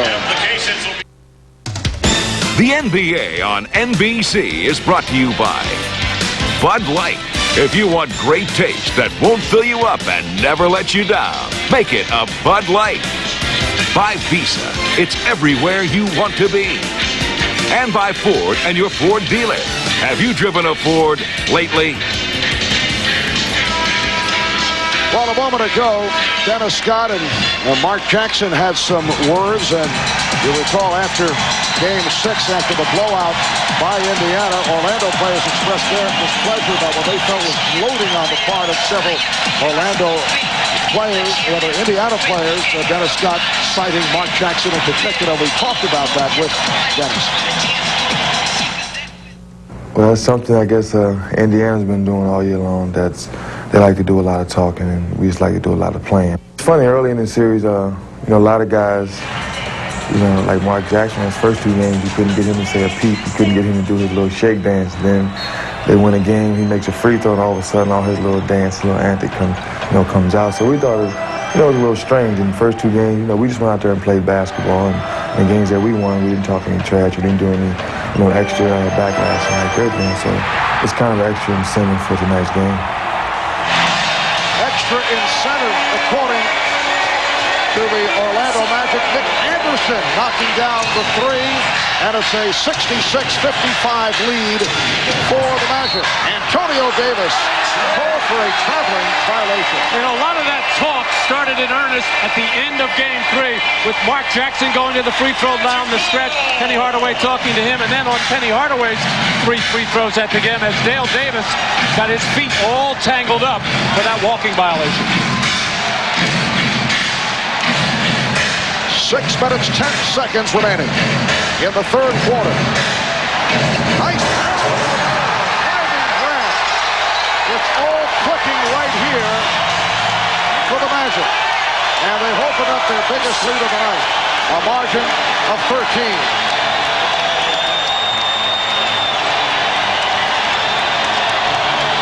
Antonio Davis. Dale Davis, and a foul is called.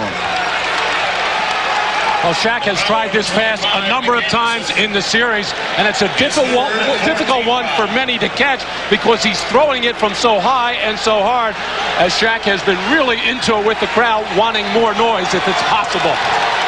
I don't think that is possible. Anderson called for the foul as third. I also don't think this is what Larry Brown had in mind with both Antonio Davis and Dale Davis taking the kind of shots that we've seen. Antonio Davis got stripped. 2-on-1, Hardaway for O'Neal. 70-55, Orlando. They try to trap Miller. And Indiana calls for time. 30-second timeout.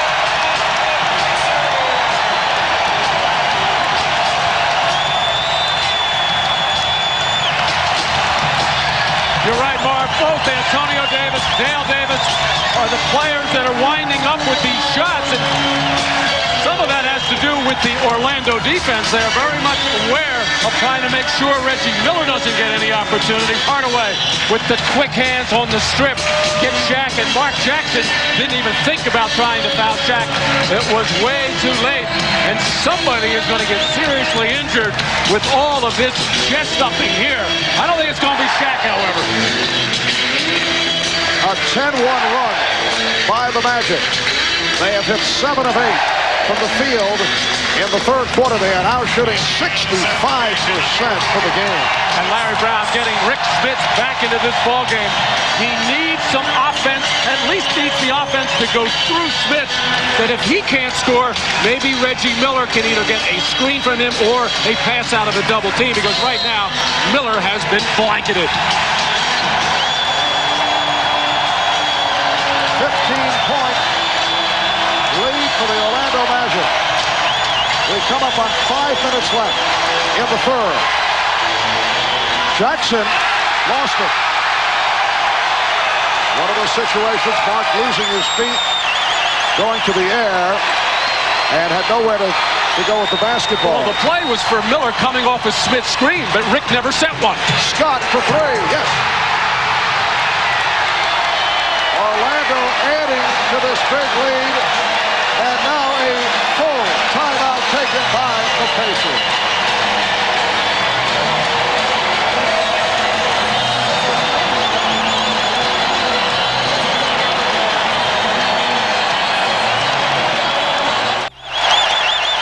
The 6'8" Penny Hardaway having no trouble throwing this pass cross court to the open Dennis Scott, as Byron Scott got caught in transition defense in the lane, as Dennis Scott feeling it, and some early celebrating going on as Mark Jackson starting to show some frustration on his wife, has to call the timeout, as the Magic are really caught up in it now, but plenty of time left in this game with 4:44 to go in the third.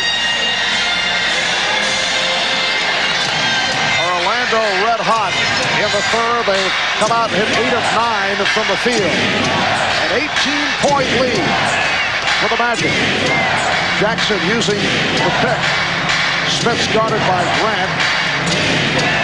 Now Turner over on the double team. Turner came on for O'Neal. Punched out of the hands of Dale Davis. Good play by Brian Shaw to knock it aside. Well, Brian, a very good rebounder at both ends, and they're going to need him right now with Shaq on the bench. Horace Grant and Jeff Turner in there to try to battle Dale Davis and Rick Smith. Anderson played by McKee.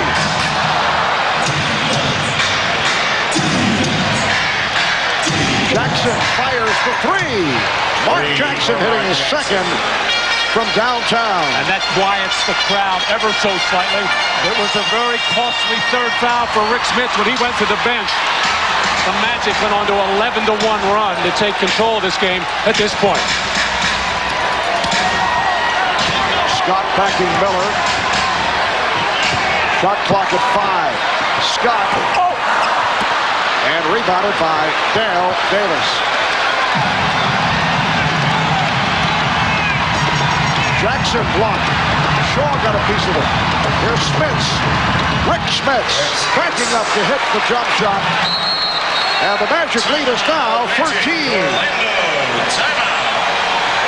So the Indiana Pacers now down by 13 with 3:20 left in the third.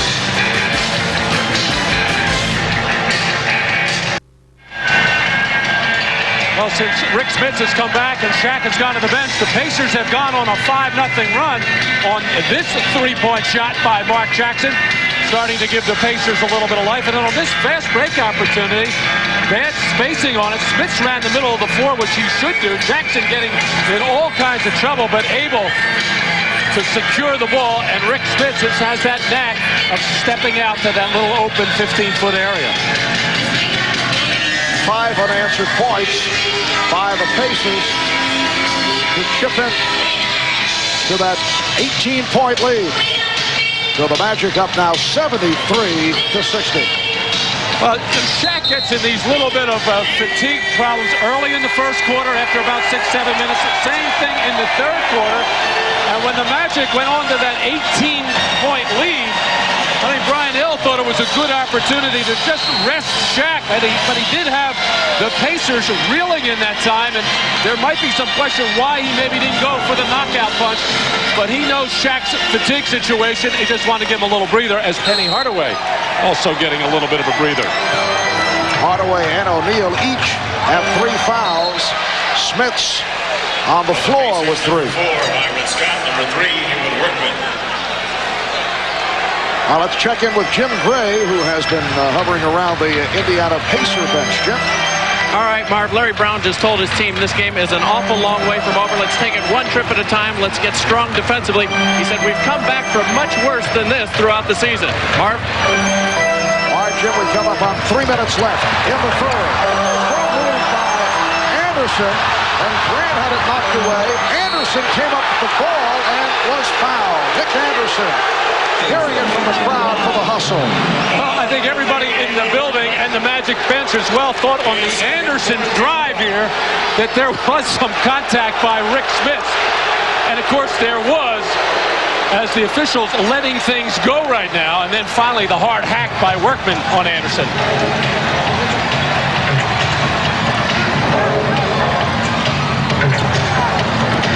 Grant around Smith, who stepped away.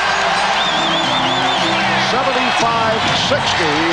Orlando. Nifty move in there by Horace Grant, able to avoid the shot block attempt by Smith, and Horace Grant out-quicking Rick. Now Smith's to the basket. Smith's on the save. Workman with the open shot for 3. Rebound, Dale Davis. His 10th and 6th offensive rebound, as he is really working hard on the glass. There's Byron Scott for 3. Rebounded by Shaw. 2 minutes remaining in the third. Orlando with the ball and a 15-point lead. Dennis Scott checking over with Coach Brian Hill, working the sideline. Shot clock at 3. Here's Turner for 3. Just did beat the 24. Reggie Miller. And if the Pacers are going to close the gap, they are going to have to find ways to get that man open. Well, Reggie not able to do it to this point. He's taken 10 shots. He's hit 5. And it could come down to the fourth quarter. And the question, can Reggie Miller get into one of his hot streaks? Holding foul called on the Pacers. Number 3, Workman. His third penalty situation. Well, Horace Grant catching the ball on the baseline as Rick Smith had his head turned and coming over thinking that he had Grant under control, but Horace showing a nice move there with the footwork and the dribble to elude Rick Smith and get that shot in. Now, Reggie Miller can work some one-on-one, can get his shot on occasion. It's not when he is at his best. He's at his best when the Pacers are playing defense, getting in transition, getting fast breaks, maybe hitting him as a trailer for three-point shots, getting offensive rebounds, throwing out to him for three-point shots. But when they are in the half court, they have to set good screens for Reggie Miller to get him going. Pacers are over the foul limit.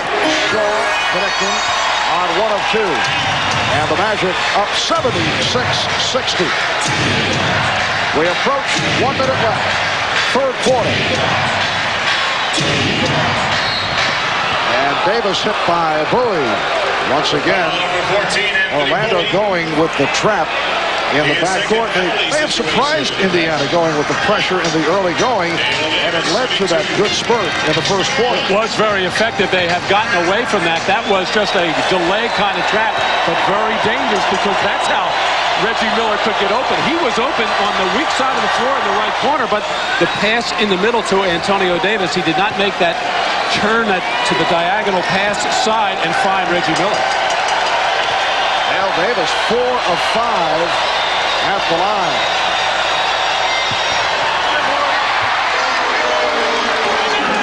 Orlando by 15. They've led by as many as 18.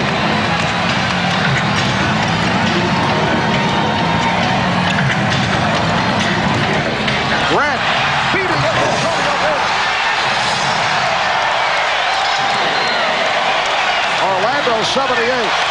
Indiana 61. And we're watching a pumped-up Orlando Magic ball club. This is the case Friday night in Indiana, where the Pacers were fired up right from the start. Foul is called. Jeff Turner picks it up. Well, the Magic rarely run a set play for Horace Grant. This is just their power set where they're trying to post up a big man, but you have to call it a set play as he got terrific position on Antonio Davis. As Horace Grant, who has been somewhat quiet statistically, at least compared to the way he was in the Chicago series, is really feeling it. He feels this is why he was brought to this team, to come up big in these big playoff games. And I guess they don't get any bigger than Game 7s. And Horace with 16 points on 7 of 8 from the field. 8 rebounds. Antonio Davis missing on both. 35 seconds left in the third. Orlando with a 17-point lead.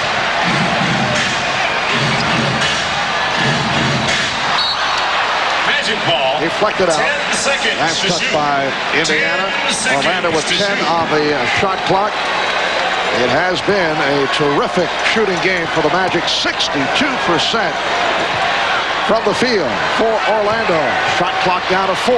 Scott, yes. 8 points for Dennis Scott. Biggest lead of the night. A 19-point margin.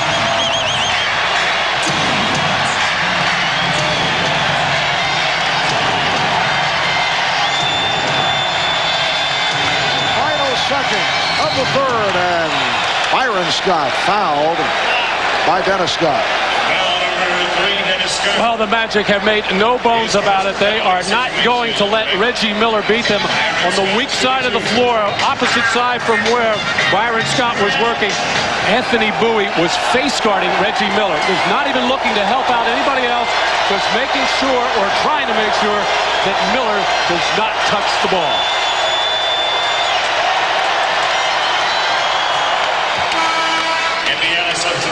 Here's Dwayne Farrell coming on for Reggie Miller. 6.5 seconds to go in the third quarter.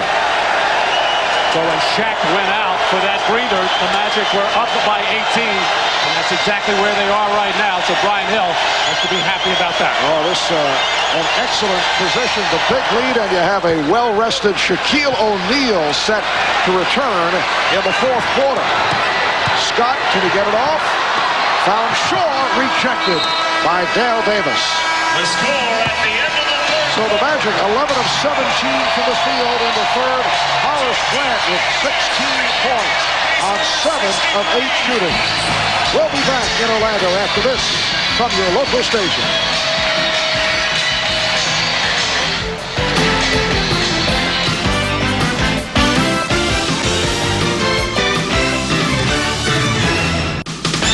This copyrighted telecast of the National Basketball Association may not be retransmitted, reproduced, or rebroadcast without the express written consent of the NBA. Well, that is tennis star Pete Sampras. Pete upset in the first round of the French Open, but I'm certain delighted to be with us here as an honorary cameraman, Matt. Pete living in nearby Tampa, dropping by to lend a hand as this fourth quarter gets underway. Well, Pete doesn't miss too many cuts, as it were. He's usually getting to the quarters, the semis, or the finals. Another guy missed a cut this week, stopped by. Paul Azinger from nearby Bradenton, who missed the cut this week, is here as well. The largest deficit after 3 quarters overcome to win a game, 18 points. The Suns beat the Rockets, coming from 18 back on May 11th. Last season. Farrell called on the foul as this fourth quarter gets started. It is a 17-point lead for the Orlando Magic, and Shaquille O'Neal back on the floor, and that a well-rested Shaquille O'Neal. And Smits was in and out of the game a couple of times in that third quarter, as well as Larry Brown trying to make sure he has enough fouls for Rick Smits and have him well-rested for the stretch run. Shaquille goes right to it. He has 23. He's He's 10 of 12 from the field. Orlando by 19. And off the cut, a foul, a block charged to Bowie. Foul number 14, Anthony Bowie.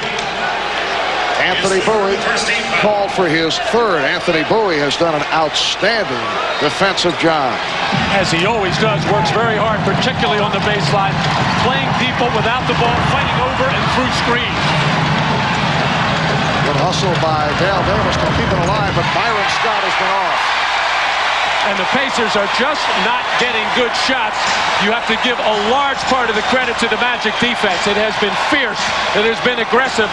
But the Pacers not moving the ball and not moving their bodies very well to counteract it. Hardaway had it knocked away. Here's Scott putting a move on Turner. Offensive foul.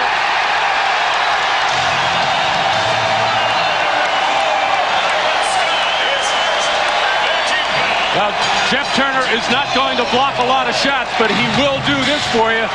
Step up and take the charge. Just backed up a little bit to get into the path of the driving Byron Scott. Hardaway using the pick. Sets up Turner for three. Bowie with the rebound.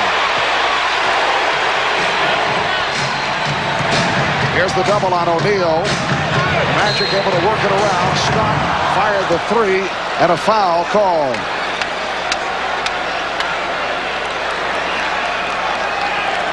Reggie Miller sitting it out at the start of this fourth quarter. This is what Anthony Bowie has been doing with Reggie Miller. Not even concerned about where the basketball is, although he has a pretty good idea. The play is going to the other side of the floor. AB has his back totally turned to the play, making sure he knows exactly where the dangerous scorer Reggie Miller is at all times. Minute and a half gone by in the fourth quarter. And a block called on Turner. Well, a good run out that time by the Pacers as Dale Davis ran the floor hard, went to the front of the rim. Reggie Miller, having gotten a little bit of a rest, unable to get anything going or much going offensively, will be ready to check back in. And Matt, the pattern has been with Reggie Miller. He'll have one of his big ball games, one of those signature games, and then be quiet.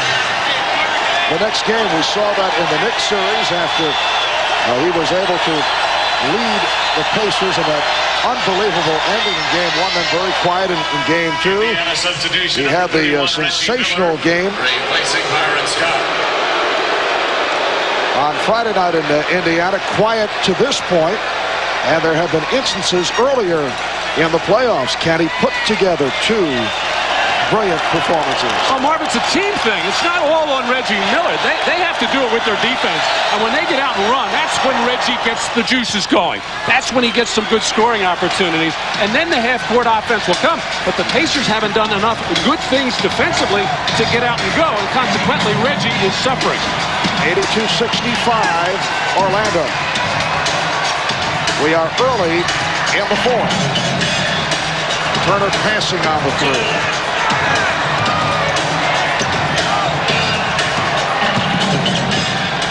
Now Bowie for three. And a foul is called. It is a loose ball foul. Looks to be on.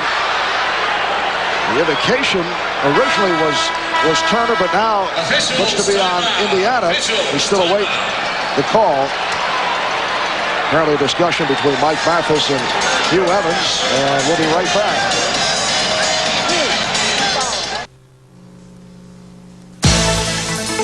Miller Genuine Draft presents Genuine Moments.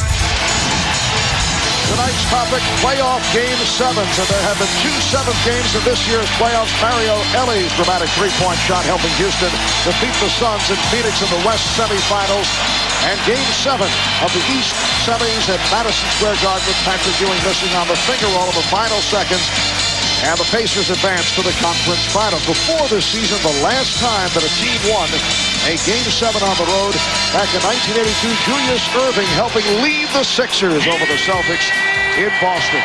In recognition of this moment, Miller Genuine Draft will donate $1,000 to the Thurgood Marshall Scholarship Fund. That last foul as we were headed to the timeout called on Jeff Turner. Some confusion on the call, but it was Turner.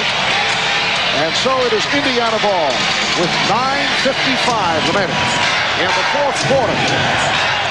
An 82-65 lead for the Magic. Anthony Bowie with the rebound. Seventh and final game.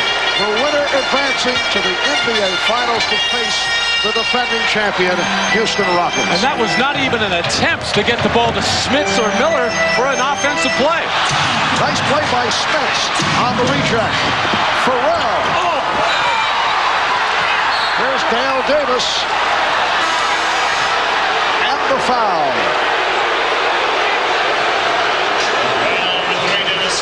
The basket counts and the foul. Well, Shaq is not going to get too many jump hooks blocked unless when he's shooting them on the way down. A mishandle here. Not a clean play between Miller and Pharrell, but a good job by Dale Davis. And I said at the beginning of the game, when Dale Davis makes a good contribution scoring and rebounding, which he's done in this game with 14 points and 13 rebounds, generally the Pacers are in good shape. And he's doing this all with a very sore shoulder. Most players wouldn't even be playing. But when your whole team is shooting 40%, I don't think it's going to matter what Dale Davis does. Not a good sign when Dale Davis is the leading scorer on the team. Indiana missed its last 7 shots. Dennis Scott has had a very strong game. For Dennis, his third from downtown. He has 11 points. Orlando 85, Indiana 68.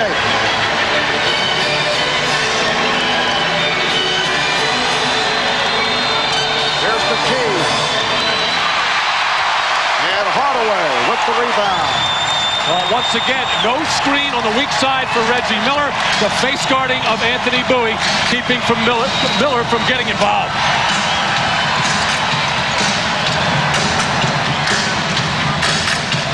Shot clock at 5. O'Neal.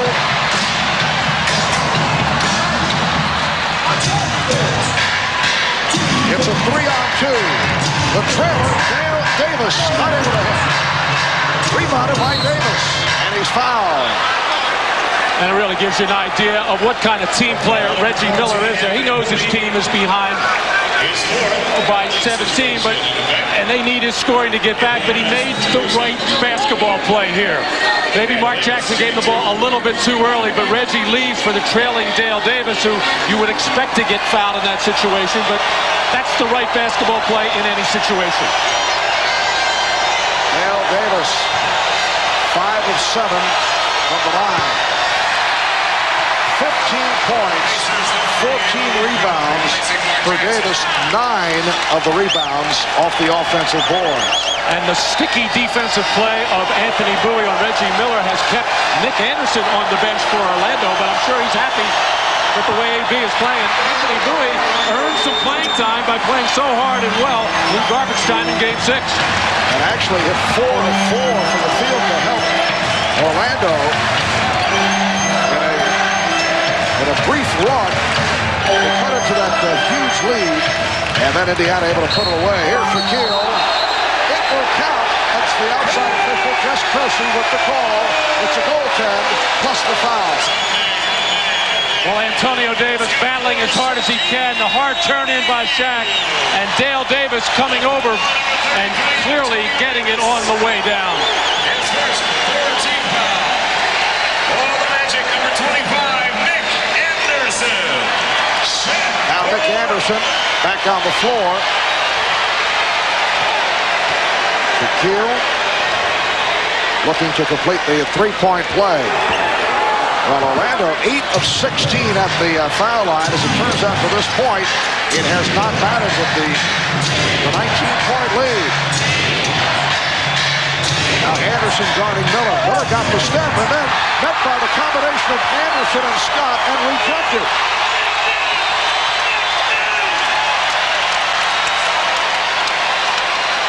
Seven and a half remaining in the fourth. Foul is called as O'Neal with the spin move was called for the offensive foul. Well, Nick Anderson trying to pick it up now as he comes in, coming off the screen of Rick Smits.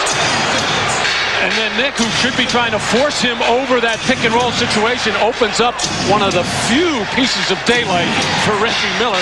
Could get the job done. That was number 4 on Shaquille. Smith's block.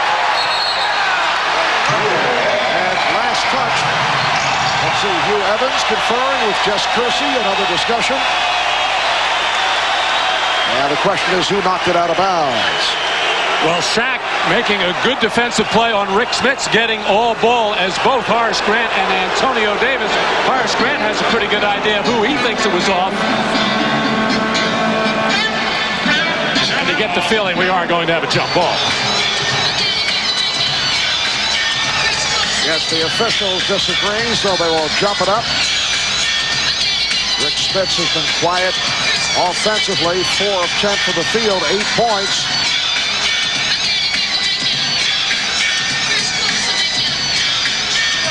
Haywood Workman is back into this ball game to try to put backcourt pressure on Penny Hardaway to try to extend the defense, get in the passing lanes, get some steals, get some deflection, force some tough shots. It's the only chance the Pacers have of getting back into this game. Orlando shooting 57% for the night. Hardaway for 3. Yes.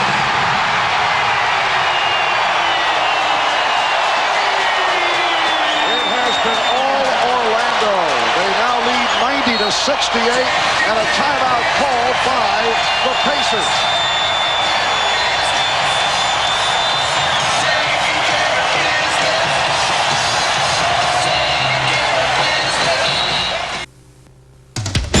The NBA on NBC is brought to you by Toyota and their full line of quality cars and trucks. Toyota, I love what you do for me. By Reebok. Come see how the game is played on Planet Reebok. And by cold-filtered Miller Genuine Draft, making the world a very cool place.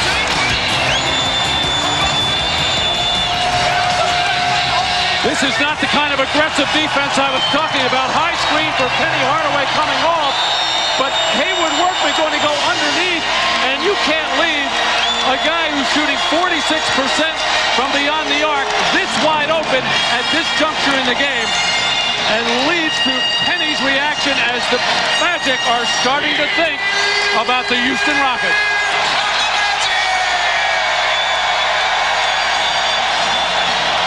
Indiana only 1 of 9 from the field. Struggling in the 4th quarter. They are trailing 90-68, 6:45 remaining. Smith setting up against O'Neal.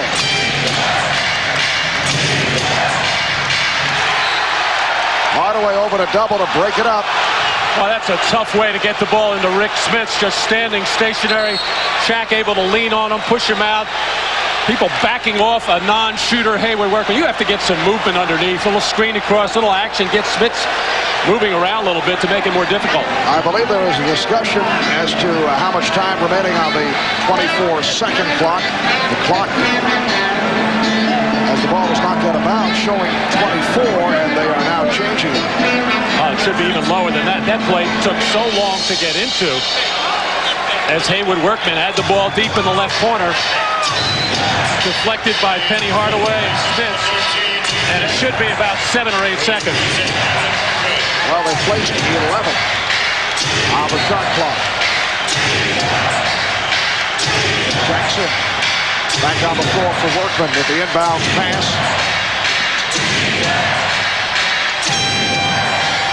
Smith's over Grant. It's a goaltend. Shaquille O'Neal lunging for that shot. Called on the goaltend. I don't know if that was a permanent switch right now with Horace Grant guarding Smits and maybe giving Shaq a little bit of a breather from guarding the big man, but also Shaq nursing 4 personal fouls, playing off the ball. But Shaq coming over to help out Horace, timing it and catching that one on the way down.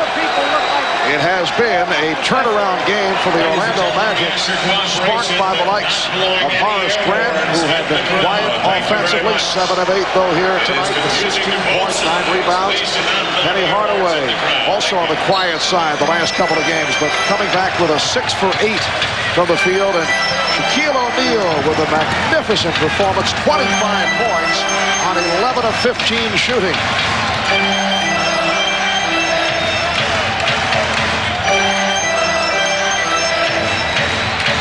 There's the double on O'Neal. Gets it back out for Anderson. Finds Scott for three. That is his fourth from downtown. Dennis Scott can be added to the list of Magic heroes tonight. He has 14 points. Jackson for three. Shaquille one-hands the rebound. Hardaway for Scott from downtown. And rebounded by Antonio Davis. Well, I think the Magic is feeling a little full of themselves right there. That shot was there, and it was open, and really would have put maybe the final dagger in. But I'm sure Brian Hill would have rather seen a little time go off the clock. Strong move by Jackson. 93-72. Orlando by 21. The Orlando Magic responding so well here tonight in their first ever 7th game of a playoff series. Shaquille O'Neal feeling the contact. Looked like he palmed the ball with that move, but foul is called. Foul on McKee, his third. 11 of 15 from the field. How does that compare with some of the great performances in playoff competition in 7th games? Well, it's right up there. Tom Kozoko, remember Tom? That was a blowout, I believe, with the Bullets involved back in 74. Now, Tom is watching, not laughing at him, but it was a, I believe it was a blowout situation. Will Chamberlain had a 12 for 15.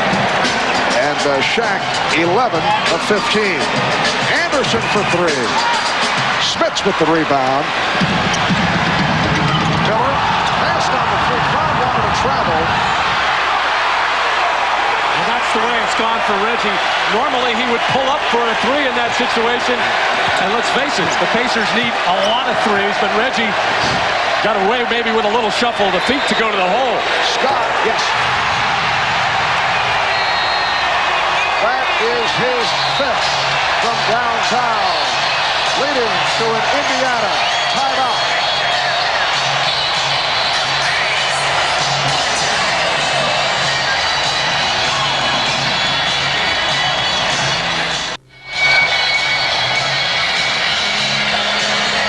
Well, the celebration here in Orlando continues with 4:31 remaining.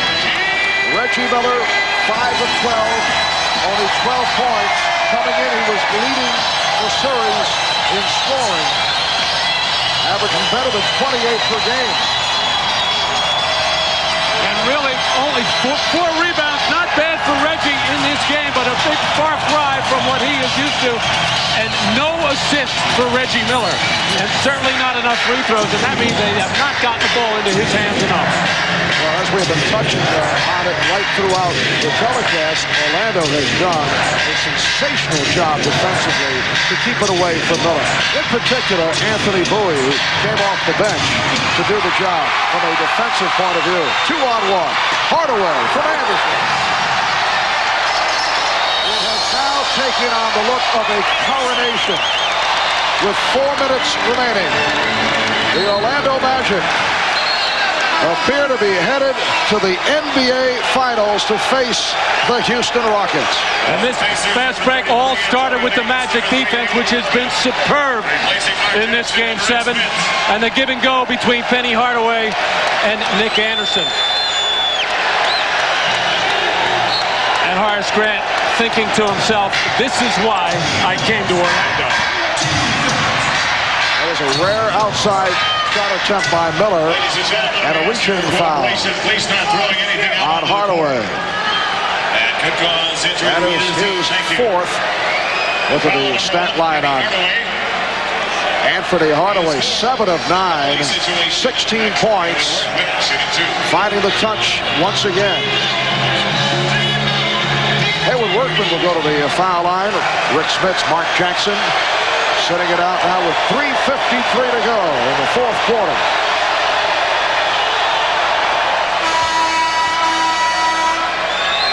For the Pacers, number 4, Byron Scott. And Reggie Miller will depart. Reggie only 2 for his last 8. And this is certainly not what Reggie Miller had in mind. lives for these type of situations. He has always said he'd prefer a hostile arena. He'd prefer to do it on the road. Well, he got the hostile arena, didn't get the job done.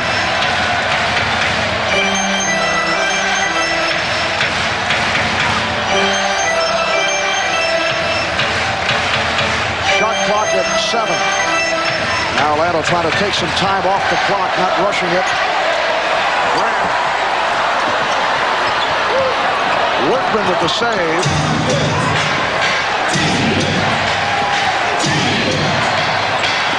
Wells pass broken up by Anderson. A host of deflections by the Magic. A very tentative half-court offensive night for the Pacers. This was never smooth, never sharp. They lived off the running game in Game 6, and it carried them through to a big 27-point win. I don't know if they thought they'd get the same thing in Game 7. They never came close.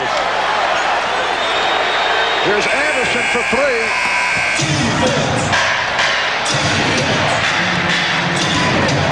Byron Scott. And a holding foul call with 2:44 remaining in this fourth quarter. You know, Marvin, they have been very important for that Magic team at the end of Game 6 after getting obliterated to keep their composure and pull together, even though they did it out on the basketball floor. They could have done that anywhere. They could have done that back in the locker room in the hallway, but it was a sign, I think, to everybody around that said, hey, we can take some lumps and we can get beat here and there, but we're going to hang together as a team and we will bounce back. And they were able to turn around in about 48 hours and get it done. Well, the statement made by Dennis Scott and Shaquille O'Neal and Penny Hardaway all pointing at the scoreboard, saying, take a look at the score and don't forget it, referring to the blowout at the hands of the Pacers on Friday night. They wanted to keep it in their mind to try and motivate themselves for tonight. Well, the first 5 games of this series, none of them decided by more than 5 points. It looked like any one of them could have gone down to either team. It was like who was going to make a shot at the end of the game, but you always had the feeling there's got to be a blowout somewhere in here. Well, we saw it in Game 6 and now Game 7. Now on Antonio Davis. So Hardaway to the line for the first time.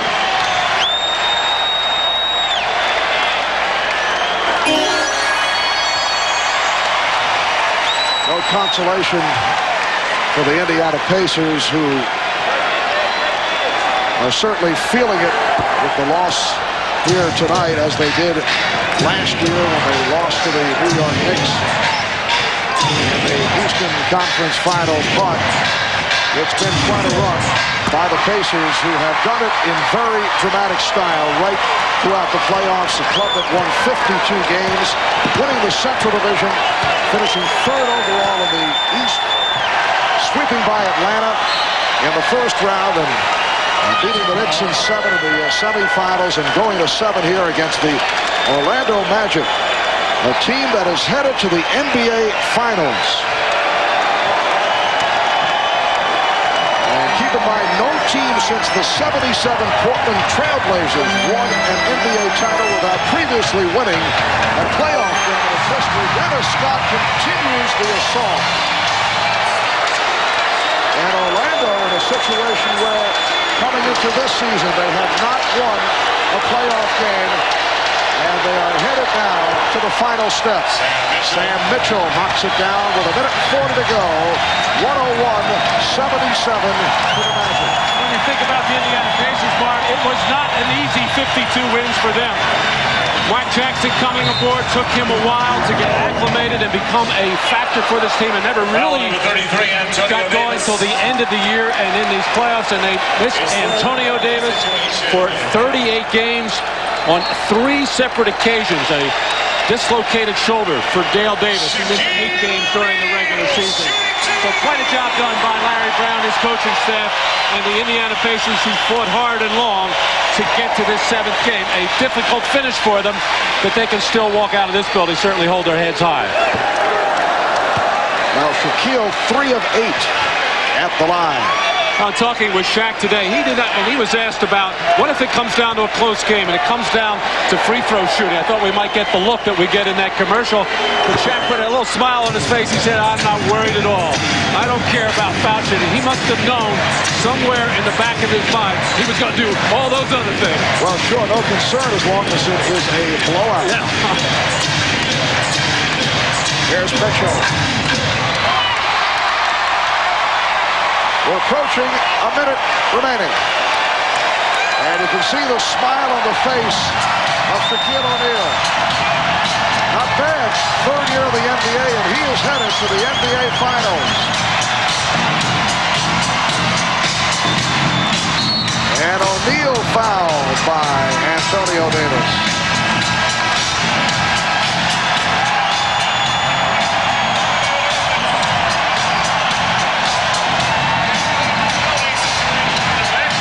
Well, to look at the head-to-head matchup this season between Hakeem Olajuwon and Shaquille O'Neal, the numbers even. O'Neal shooting 61% as Orlando took both games from Houston. A blowout here in Orlando, 11-point win down in Houston. I'm sure throughout that series, from time to time, we will see those two men go at it one-on-one, but both of them so effective offensively in different ways that you cannot stop a Shaquille O'Neal without double-teaming. You cannot stop Hakeem without doubling. As Dennis Scott getting the congratulations from his coaching staff and teammates after a terrific performance. We are down to 45 seconds. 101-77.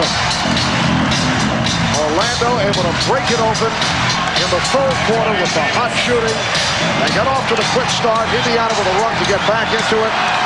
The Magic emptying the bench. And Brooks Thompson fires for three. Everyone getting into the act. Why didn't Brooks shoot the layup? I think he wanted to throw it out to himself for a three.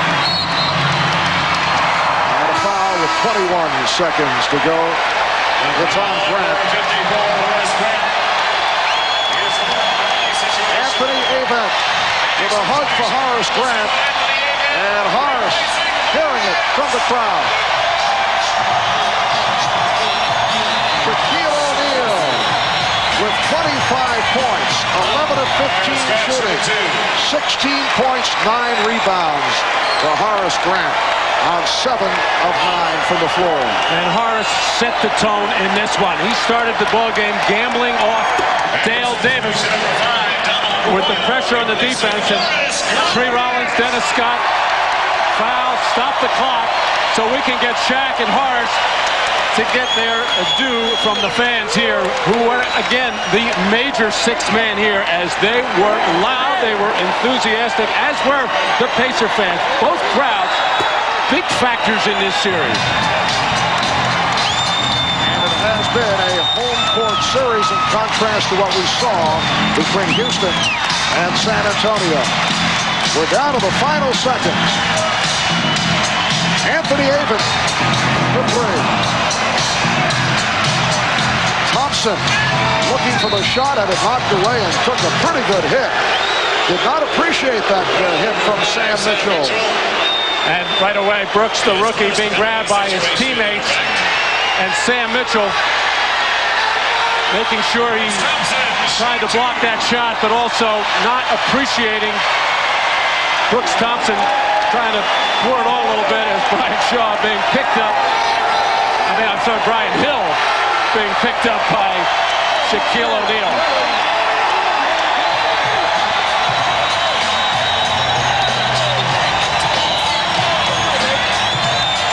A different scene at the other end of the arena. The Magic 105 and the Pacers 81. So game one between the Houston Rockets and the Orlando Magic Wednesday night here in Orlando. The Orlando Magic heading to the NBA title.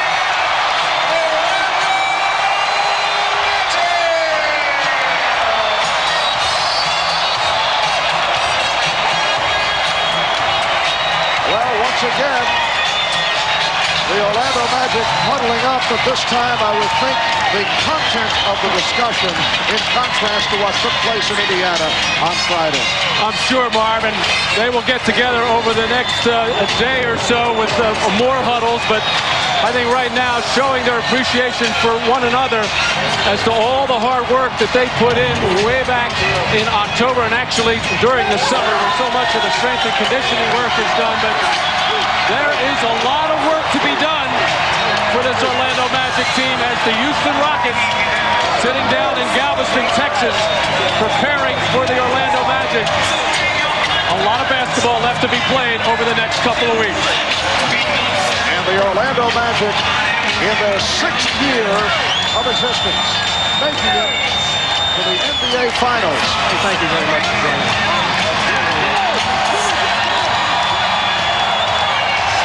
But in the midst of the wild celebration, our Ahmad Rashad is with Shaquille O'Neal and several others. Let's go to Ahmad. All right, thanks, Marv. Shaq, you guys played hard all season long. The game, this home court advantage today, it paid off for you. We came out, the fans were great. We just, slept on the loss the other day.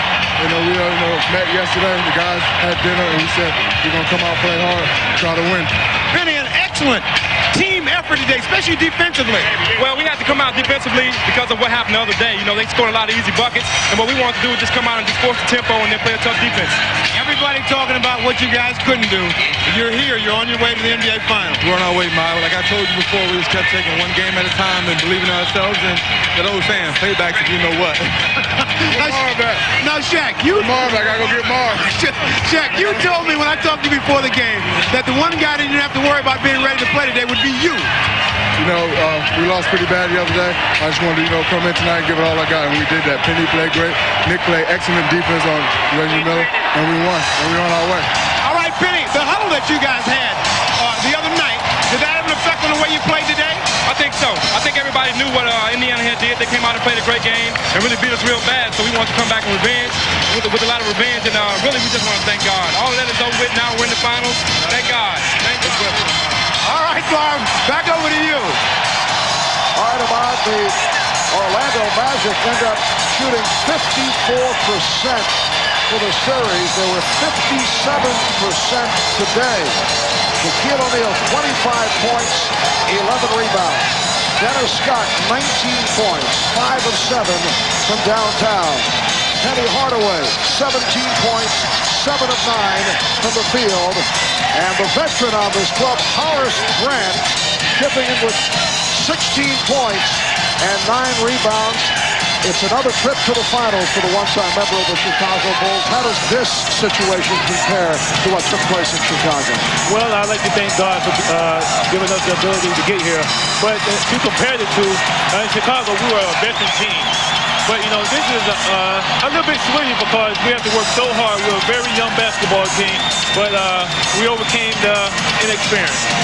With the Chicago Bulls winning 3 straight championships, and a fellow by the name of Scottie Pippen, who was a teammate, I know a close friend of yours, on hand here tonight. What did that mean to you to see Scottie watch you supply the final piece? That was the question when the deal was made. It means a lot to me. Scottie and I, we've been friends for a long time. And my brother came here the first 2 games, and Scottie said he would come here to support me for the last game. Horace, what was it about the defense at the start of the game?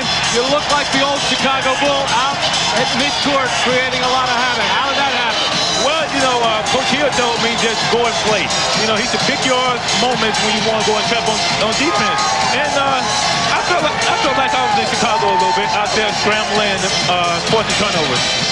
Horace, congratulations. Thanks a lot, guys. To the finals once again. Horace Grant, one of the keys to the victory tonight for the Orlando Magic. We'll have more reaction from Orlando. It will be Orlando and Houston in the NBA Final. We'll be back in Orlando in a moment.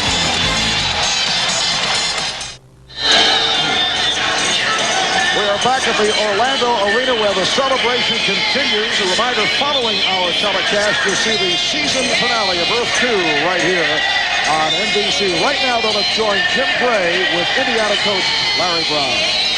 Thank you very much, Marv. I'm joined by Larry Brown. Larry, Reggie Miller really tonight never seemed to be able to get going. Any explanation why? Well, I think they had a lot to do with that. It wasn't Reggie. We had a lot of guys that didn't have real good games. I don't even know if that would have made a difference. You know, Reggie's a great competitor, but I think if we'd have played our best, we probably would have gotten beat. They were tremendous. We had a great game in Game 6, probably as good as we can play, and I think their performance tonight surpassed that, and the best team won. Mm-hmm. Can you begin to describe the disappointment of coming so close in 2 Game 7s 2 years in a row? You know, I would have liked to have had a chance to win, Jimmy, but I'm proud of my team.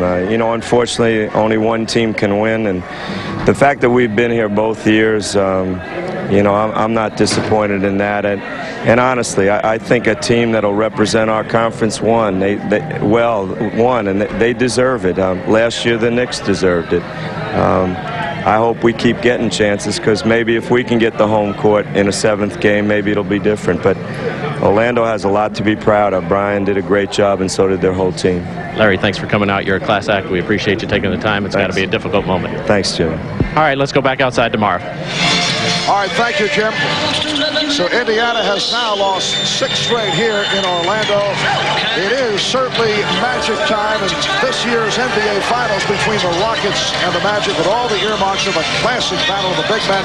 Shaquille O'Neal and Hakeem Olajuwon is dominating at the center position as anyone in the league. Both play with an intense ferocity. The Magic and Rockets, as we mentioned earlier, met twice during the course of the regular season, and the Magic won both games. And 2 terrific performances by the Orlando Magic, overwhelming them in Game 1. No contest. Robert Horry not available for either of those games, and in the second one, Clyde Drexler just there for a couple of weeks and not really acclimated to the situation in Houston. Again, no Robert Horry, no Carl Herrera, and Brian Shaw came up with a big game as Shaquille was in foul trouble and eventually fouled out of that game, the only one of the regular season. And it all gets underway Wednesday night at 9 p.m. Eastern, 6 on the West Coast. NBC Sports presenting Game 1 of the NBA Finals. We'll be back in Orlando in a moment.